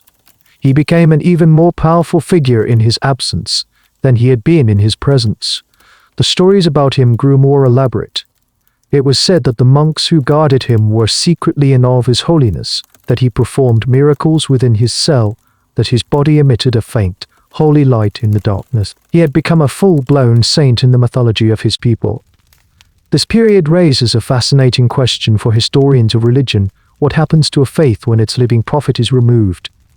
For the SKOPSY, the removal of Sir Ivanov forced the movement to rely entirely on its established structures, its texts, and the local leadership of the helmsmen. The faith became more codified, more rigid. His remembered sayings and smuggled-out writings became their unchangeable scripture. The movement lost its dynamic, evolving center, but it gained the stability of a fixed tradition. The living God was gone, but the religion he founded had now become fully formed and self-sustaining. You stand outside the monastery walls with a small group of believers. It is a cold winter's day, and their breath mists in the air as they whisper their prayers. They are looking at a building, but they are seeing a legend. They are praying for a man, but they are worshipping a god. The state thought it could bury the truth by burying the man, but they had only succeeded in creating the perfect conditions for a myth to flourish, a myth that would outlive the man, the monks who guarded him, and the Tsar who had ordered his final imprisonment. The years crawl by in the silent monastery of Soothe. Sel Ivanov, the peasant prophet, the Tsar pretender, the living god to his followers, grows impossibly old. He lives on, a spectral presence behind the stone walls, while the world outside continues to turn. Tsar Alexander I, the man who ordered his final imprisonment, dies. The Decembrist revolt erupts and is crushed. A new, iron-willed Tsar, Nicholas I, takes the throne, determined to enforce order and autocracy with an unyielding hand. Through all this, Sir Ivanov remains in his cell, a living relic of a bygone era. Then in the winter of 1832 the inevitable happens. After 12 years of solitary confinement, at an age that legends claimed was over 100, Sir Ivanov dies. The official cause is simply old age and infirmity. The man who had launched a spiritual revolution, who had commanded a secret empire of wealth and faith, who had believed himself to be a divine being, dies quietly in a prison cell, attended only by his monk jailers. The news of his death is a seismic shock to the SKOPSY world. For over 60 years, he had been the sun around which their entire universe revolved. Even in his imprisonment, his physical existence was a cornerstone of their faith. He was their suffering redeemer, their Messiah who would, they believed, one day be freed to usher in the kingdom of the doves. His death presents them with a theological crisis of immense proportions. What do you do when your immortal God dies? You are with a group of SKOPSY in Moscow when a secret courier arrives with the devastating news. The initial reaction is not grief, but stunned disbelief. It cannot be true. The Father Redeemer cannot die. Some immediately denounce the news as a lie, a trick by the government to break their spirit. They claim that Selivanov, like Christ, has not truly died but has ascended and will return in glory. This faction preaches a second coming, urging believers to keep the faith and wait for his miraculous reappearance. Another group has a different, more pragmatic reaction. They accept that the physical body of Selivanov is gone, but they argue that his spirit, the Christ Spirit, has not died. Instead, it has passed into a new vessel. This is the key historical moment of the post-Cell, even Avera the splintering of the movement. A frantic search begins for his successor. Various ambitious helmsmen and prophetesses from different ships begin to claim that they are the new reincarnation of Selivanov, the new reincarnation of Sel, the new living god. This leads to intense internal rivalries and power struggles as each claimant tries to prove their own divine credentials. And here is a deeply weird and macabre detail surrounding his death. The authorities, wary of his followers trying to steal his body and turn his grave into a major shrine, buried him in a secret, unmarked grave within the monastery grounds. They wanted to erase him from the physical landscape completely, but this act of secrecy only fueled more conspiracy theories among the SKOPSY. Some claimed his body had been taken up to heaven. Others whispered that his most devoted followers had bribed the monks and smuggled his holy relics out of the monastery before the burial. For decades to come, various SKOPSY communities would claim to possess a sacred relic of Selivanov over a lock of his hair, a piece of his robe, or even, in the most extreme legends, a bone from his body. The cult of the living god was seamlessly transformed into a cult of holy relics. The death of Selivanov is a watershed moment. It marks the end of the heroic age of the SKOPSY. The movement loses its unifying center. Without the ultimate authority of Selivanov to settle disputes and dictate doctrine, the different ships begin to drift apart, each interpreting his teachings in their own way. The centralized financial network he controlled from God's house fractures, with local communities becoming more autonomous and, in some cases, hoarding their wealth for themselves. This fragmentation raises a critical question for historians. Was the SKOPSY movement doomed to decline after Selivanov's death, or did his passing simply accelerate an inevitable process? Most scholars argue that a movement so intensely focused on a single, charismatic leader is inherently unstable. It could not survive its founder's death without changing. The crisis forced the SKOPSY to evolve from a cult into a more diffuse and fractured collection of sects. Mighty ship of Selivanov had broken apart into a fleet of smaller, independent vessels, each charting its own course on the stormy seas of faith. You watch as the believers you are with argue passionately about the meaning of the prophet's death. One man weeps, his faith shattered, Another's eyes burn with a new fire as he declares his allegiance to a new living Christ in a neighboring province. A third simply shakes his head and whispers, "We must wait. The Father will return." The single powerful river of their faith has just hit a massive rock, and now it is splitting into a dozen smaller, competing streams. The death of their God did not kill their belief, but it changed it forever, scattering it into 1,000 conflicted, passionate, and ultimately unsustainable pieces. In the years following Selivanov's death, the world of the SKOPSY becomes a landscape of confusion and contention. The great unifying prophet is gone, and in his place is a vacuum of power and a crisis of faith. You move between different SKOPSY ships, observing how the cracks that appeared at the moment of his death are widening into deep, unbridgeable chasms. The movement is turning inward on itself, consumed by internal strife. The most significant conflict is the War of the Successors. With Selivanov's divine spirit now supposedly on the market, ambitious leaders from across the empire step forward to claim it. In one community near the Volga River, you meet a man who calls himself the New Redeemer. He mimics Selivanov's speech and mannerisms, claims to have received the prophet's spirit in a vision, and demands the allegiance and financial contributions of all surrounding ships. His followers treat him with the same reverence they once reserved for Selivanov. A few hundred miles away in a bustling merchant town, you encounter a rival faction. Their leader is a woman, a powerful and charismatic prophetess who claims that Selivanov's spirit, being divine, would naturally seek a purer vessel and has therefore been passed to her. She preaches a slightly different interpretation of the sacred versicles, emphasizing the role of the mothers of God. Her followers are fiercely loyal, denouncing the male claimant on the Volga as a fraudulent and antitrist. This is the new reality of the SKOPSY, a series of competing micro-occults, each centered on a new, self-proclaimed living god. This schism is the defining historical feature of the mid-19th century SKOPSY. The movement devolves into a patchwork of fiercely independent, often hostile sects. The once mighty financial network, which had been centrally controlled, completely disintegrates.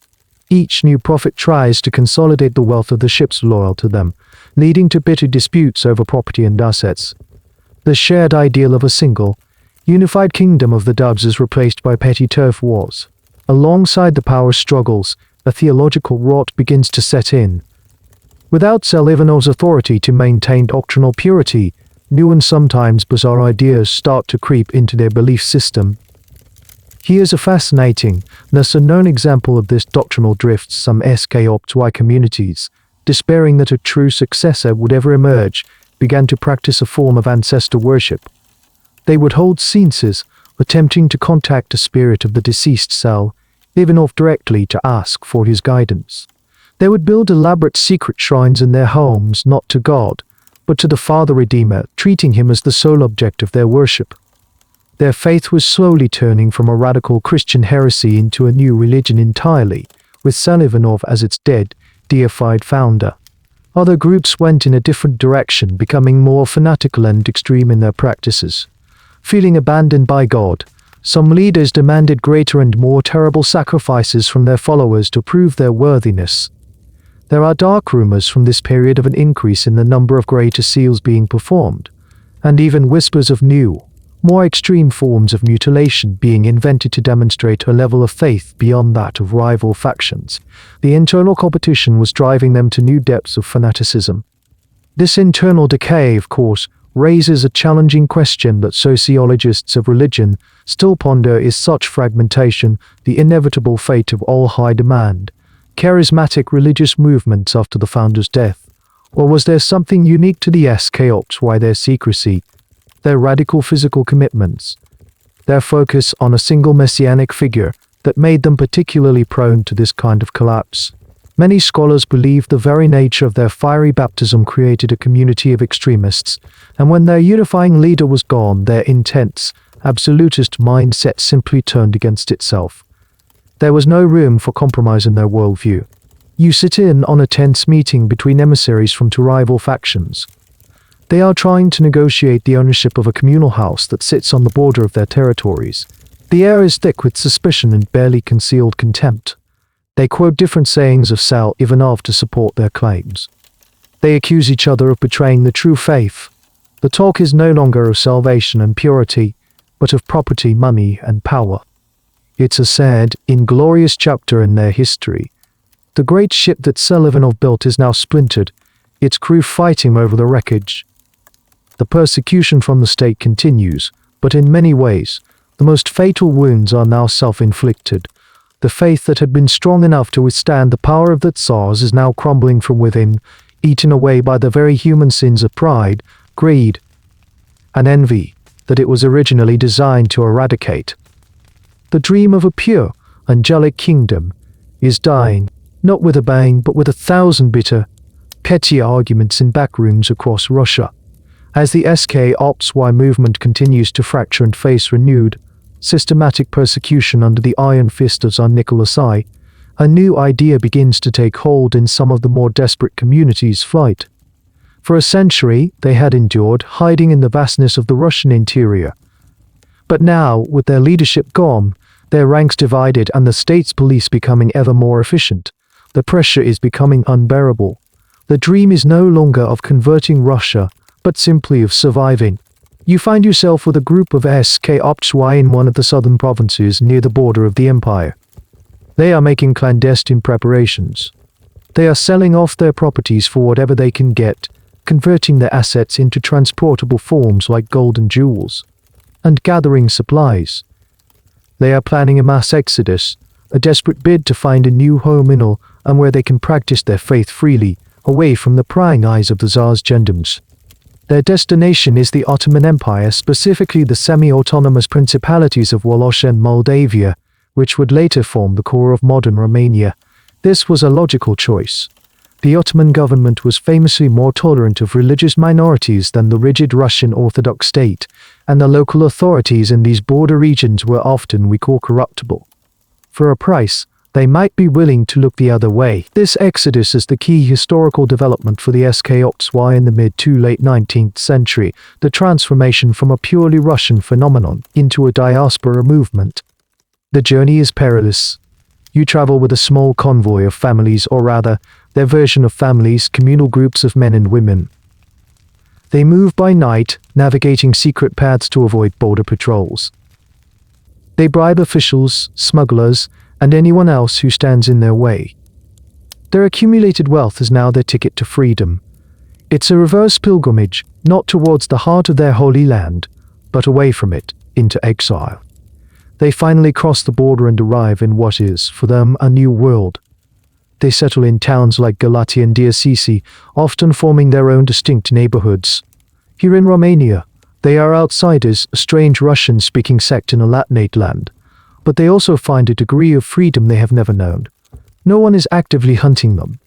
No one is trying to force them to abandon their faith. They can build their communal houses and practice their crafts in relative peace.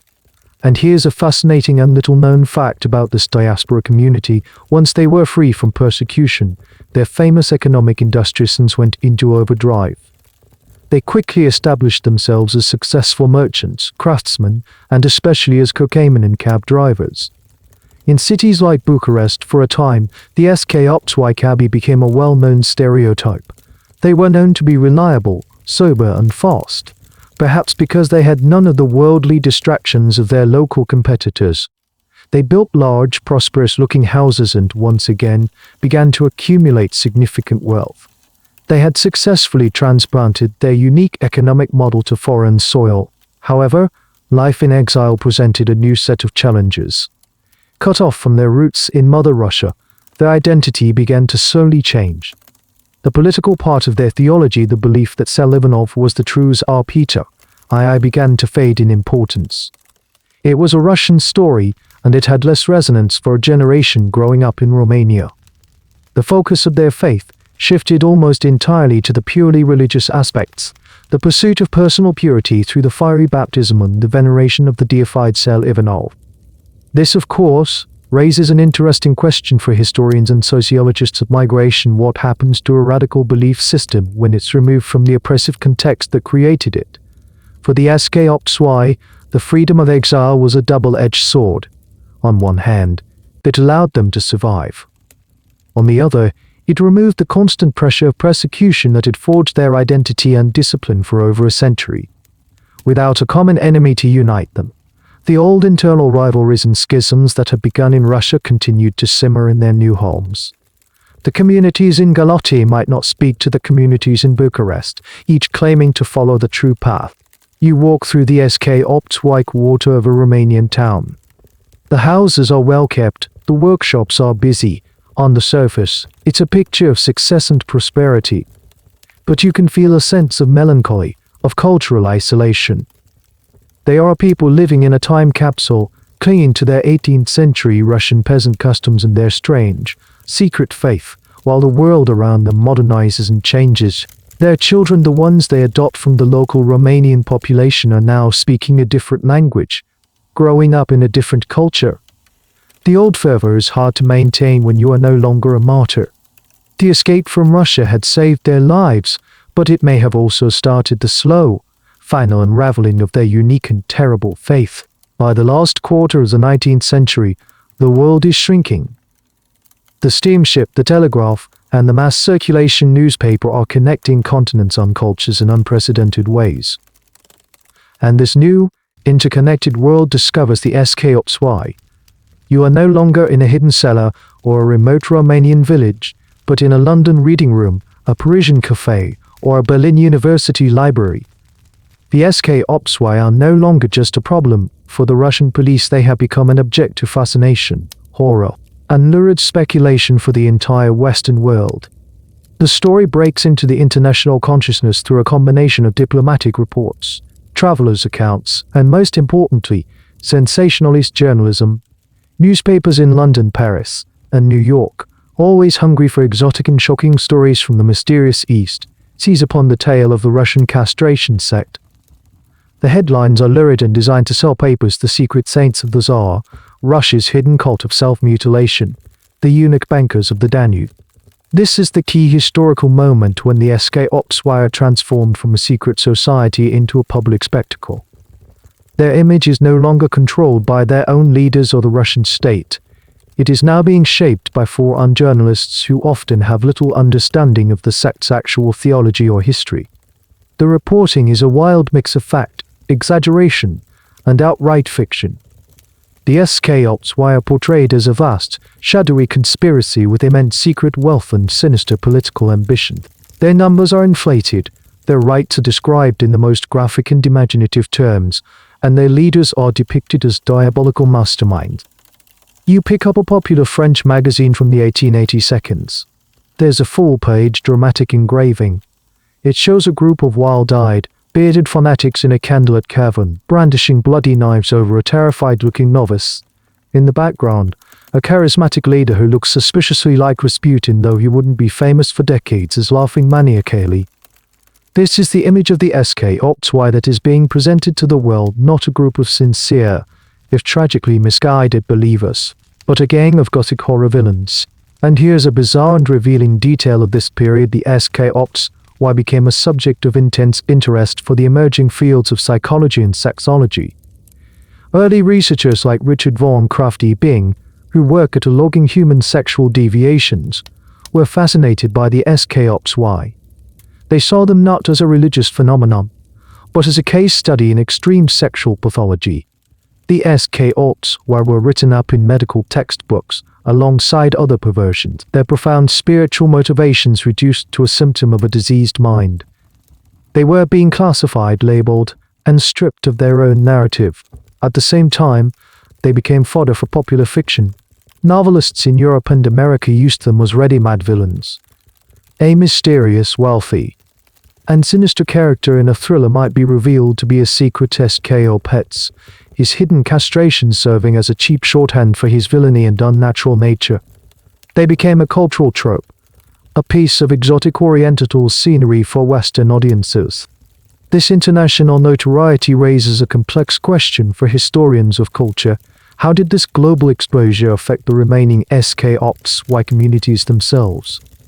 On one hand, it brought a new wave of unwanted attention and scrutiny. The Romanian authorities, who had previously been content to leave them alone, were now pressured by foreign diplomats and press reports to investigate this barbaric sect in their midst. On the other hand, some scholars speculate that the fame, however distorted, may have given some of the last believers a strange sense of validation. The whole world was now talking about them. Their struggle, their sacrifice, was no longer a secret. It was a famous story. You can see the impact of this newfound fame even within the sect. Some of the more outward-facing leaders of the Romanian communities lean into the mystique.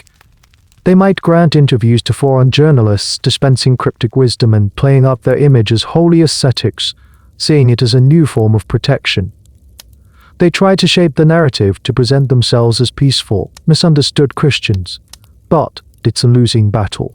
The sensationalist image of the blood-crazed fanatic is far more compelling than the quiet reality of a sober cab driver. The SK Ops have completed a strange journey. They began as a tiny, secret heresy whispered about in the Russian forests. They grew into a powerful, clandestine empire. And now in their twilight years, they have become international celebrities. Their deepest secrets and most sacred rites turned into cheap entertainment for a global audience. They have lost control of their own story, which is now being told and twisted by a world that will never understand them. As the 19th century bleeds into the 20th, the world that gave birth to the SK Ops is vanishing. The Russian Empire is creaking under the strain of modernization, political unrest, and revolutionary fervor. In this new, more scientific and legally structured age, there is little room for a medieval-style secret society based on religious mutilation. You are about to witness the final, decisive confrontation between the remnants of this ancient sect and the modern state. The scene is a courtroom in street. Petersburg in 1895. This isn't a small provincial hearing. It is a major, highly publicized trial. The defendants are a group of SK Ops Y, including several prominent leaders of a ship that had managed to survive and even thrive in the capital.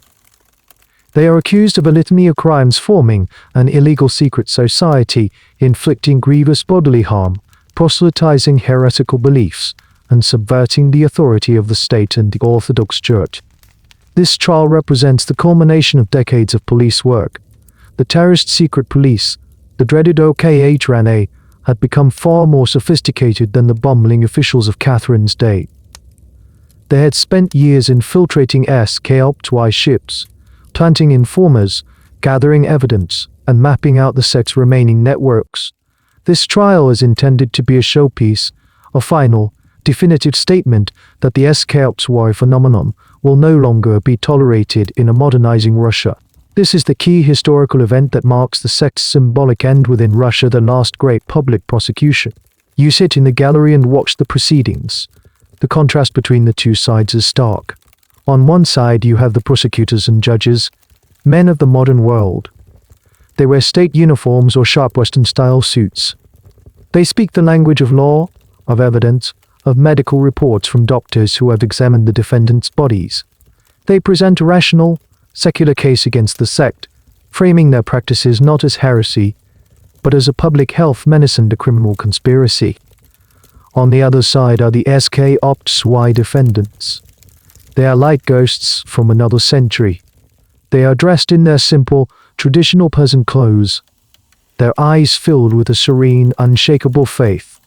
When they are called upon to speak, they don't offer legal defenses. Instead, they preach. They speak in their coded, allegorical language, quoting from Sel Ivanov's versicles. They confess to their fiery baptism not with shame, but with pride. When asked by the judge why he would do such a thing, simply replies to kill the serpent and become an angel.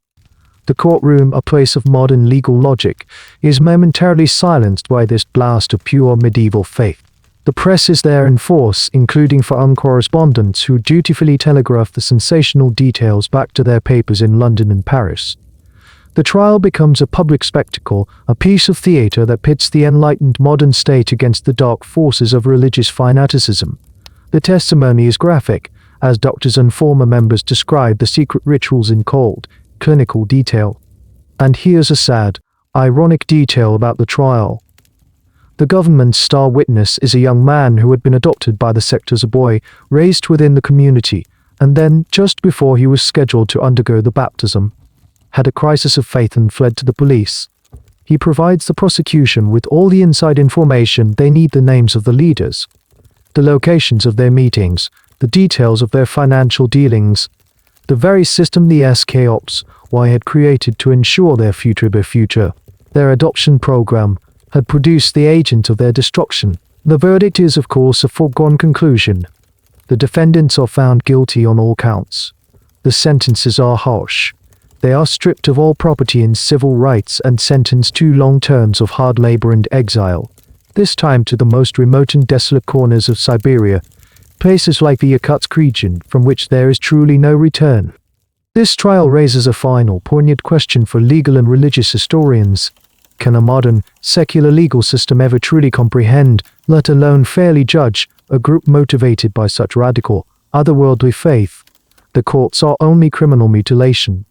The SK Ops Y or only a sacrament. The two sides were speaking different moral universes. The trial was not a dialogue, it was a condemnation. The final victory of the state's definition of reality over the sects.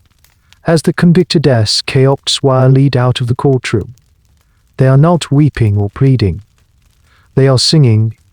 Quietly, almost to themselves, they begin to chant one of their old hymns, a song about the righteousness of suffering for the true faith.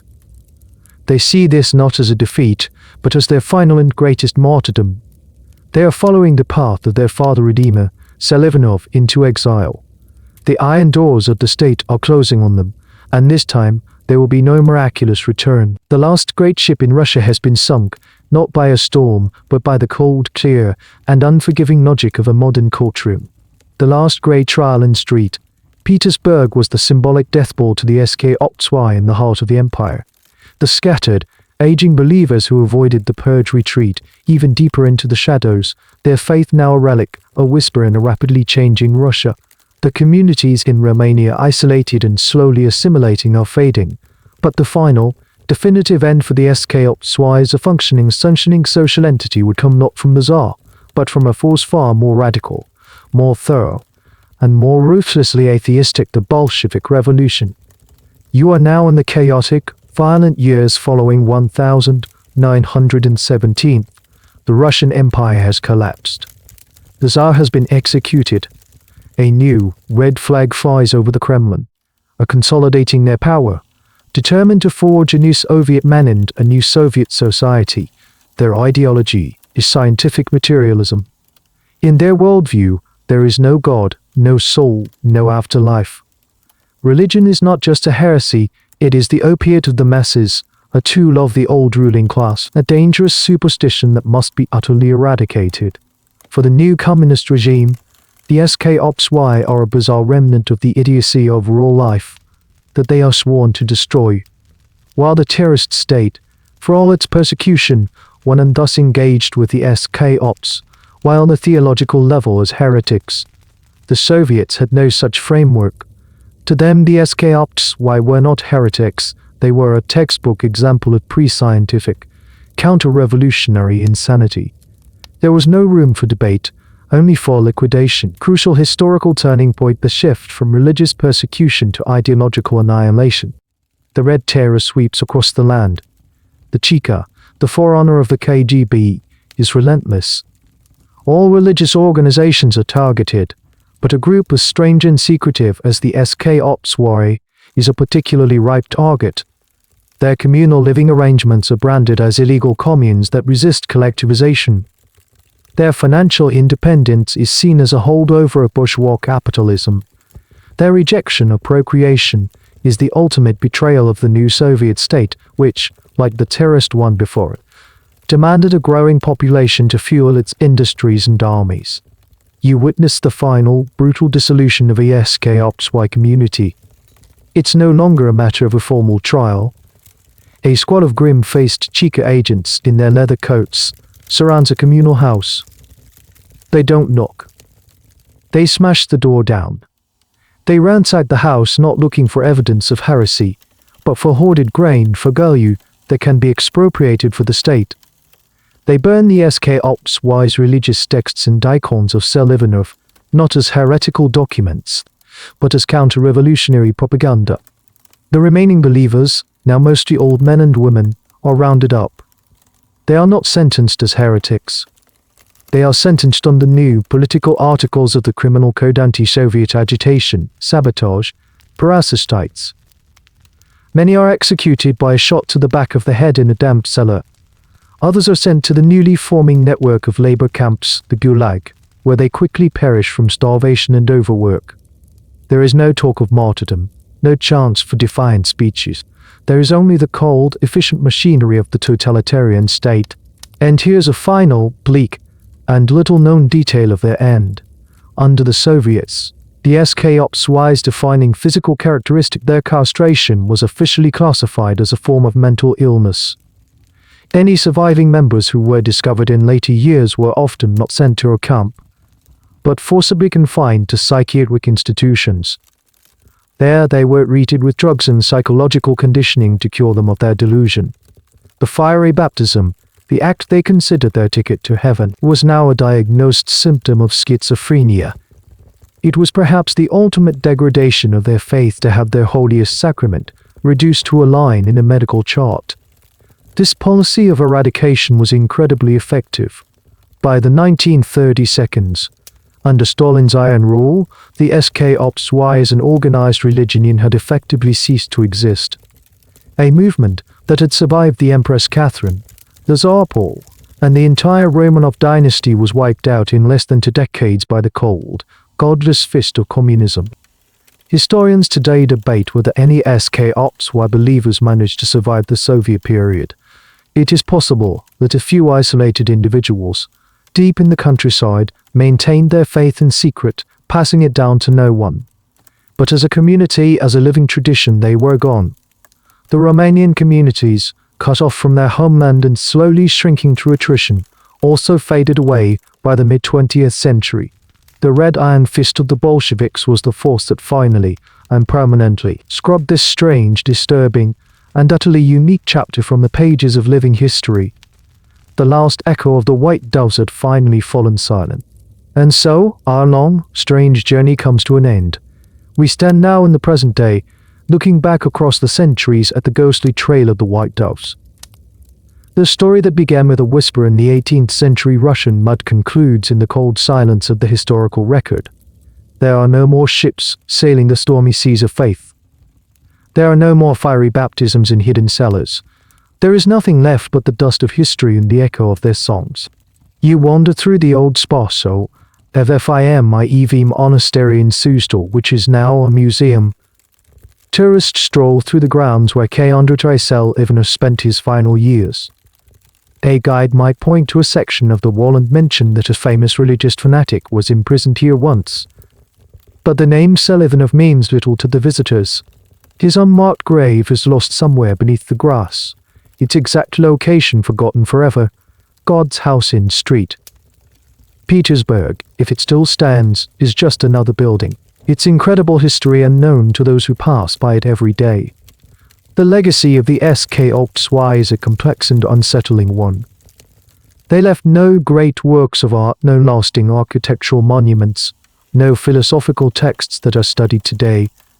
Their entire creative and spiritual energy was channeled into one thing: the modification of the human body, in the pursuit of a radical ideal of purity. Their legacy is written not in stone or on paper, but in scars. It's a legacy of profound faith and profound suffering, of incredible discipline and what we today would call profound delusion. This is the final historical point to consider. The SKOXY exists for us now primarily as a historical curiosity, a case study. They are a footnote in the grand narrative of Russian history. For sociologists, they are an example of a high-demand communal group. For psychologists, a study in religious psychopathology. For historians, a fascinating example of a radical peasant heresy. We have dissected them, categorized them, and filed them away, lived experience and cooled it into a set of academic abstractions. And here's one last, curious tidbit, a final echo of their presence in the world. For many years, well into the 20th century, museums of anthropology and medicine across Europe would sometimes display wax models or anatomical preparations related to the SKOXY. Their bodies, their sacrifices, became scientific specimens, objects of morbid curiosity for a public that could no longer comprehend the faith that motivated them. Their holiest act became a museum exhibit, the ultimate testament to how thoroughly their worldview has vanished from our own. As we conclude this journey, we are left with a host of questions that still haunt the historical debate. Were the SKOXY victims or agents of their own destiny? Were they liberated or imprisoned by their beliefs? Was Selivanov a cynical charlatan, a madman, or a genuine, if terrifyingly misguided, religious visionary? There are no easy answers, because their story forces us to confront the deepest and most uncomfortable questions about the nature of faith, the relationship between the body and the soul, and the incredible, sometimes terrifying, things people will do in search of meaning in a harsh and unforgiving world. Their story is a powerful reminder that the past is a foreign country, with different moral compasses and different maps of reality. It's easy for us, from the comfort of our modern lives, to dismiss them as simply crazy, but to do so is to miss the point. For over 150 years, thousands of ordinary people found something in this faith that was powerful enough for them to make the most extreme sacrifice imaginable. They found community, purpose, security, and a sense of divine grace. In all its strangeness and horror is a testament to the enduring power of belief to reshape human reality itself. The white doves have long since flown, but the questions raised by their flight remain, hanging in the air like the last notes of a forgotten ghostly hymn. And now, the story is over. The echoes of the chanting and the whispers of the prophets fade away, leaving only the soft, steady hum of the fan in your room. The journey is done. You can feel the weight of your own body, safe and whole, sinking deeper into the warmth of your bed. The stark, cold landscapes of Russia, the flickering candlelight of secret meetings. It all melts away, like frost on a windowpane at dawn. Let the details blur. Let the details blur. Let the names and the dates dissolve into a gentle swirling mist. They are just shadows now, figures in a dream you are already starting to forget. Feel the rhythm of your own breath, slow and easy. In, undoubt, a quiet, steady tide that carries you further and further from the shore of wakefulness. The edges of your thoughts are becoming soft, losing their sharp focus. The story of the doves, with all its passion and pain, was just a story. A whisper from a faraway time, a strange melody to accompany your descent into sleep. It has no power here, in the peaceful darkness of your room. It cannot touch you. Dark river, leaving all the noise and the struggle of the world behind. Let your mind be empty and still. Let it be as vast and as quiet as the Siberian sky at midnight, filled only with the faint, distant light of sleeping stars. You are safe. You are comfortable. You are on the very edge of sleep. Just let go. The end of the article. Good night.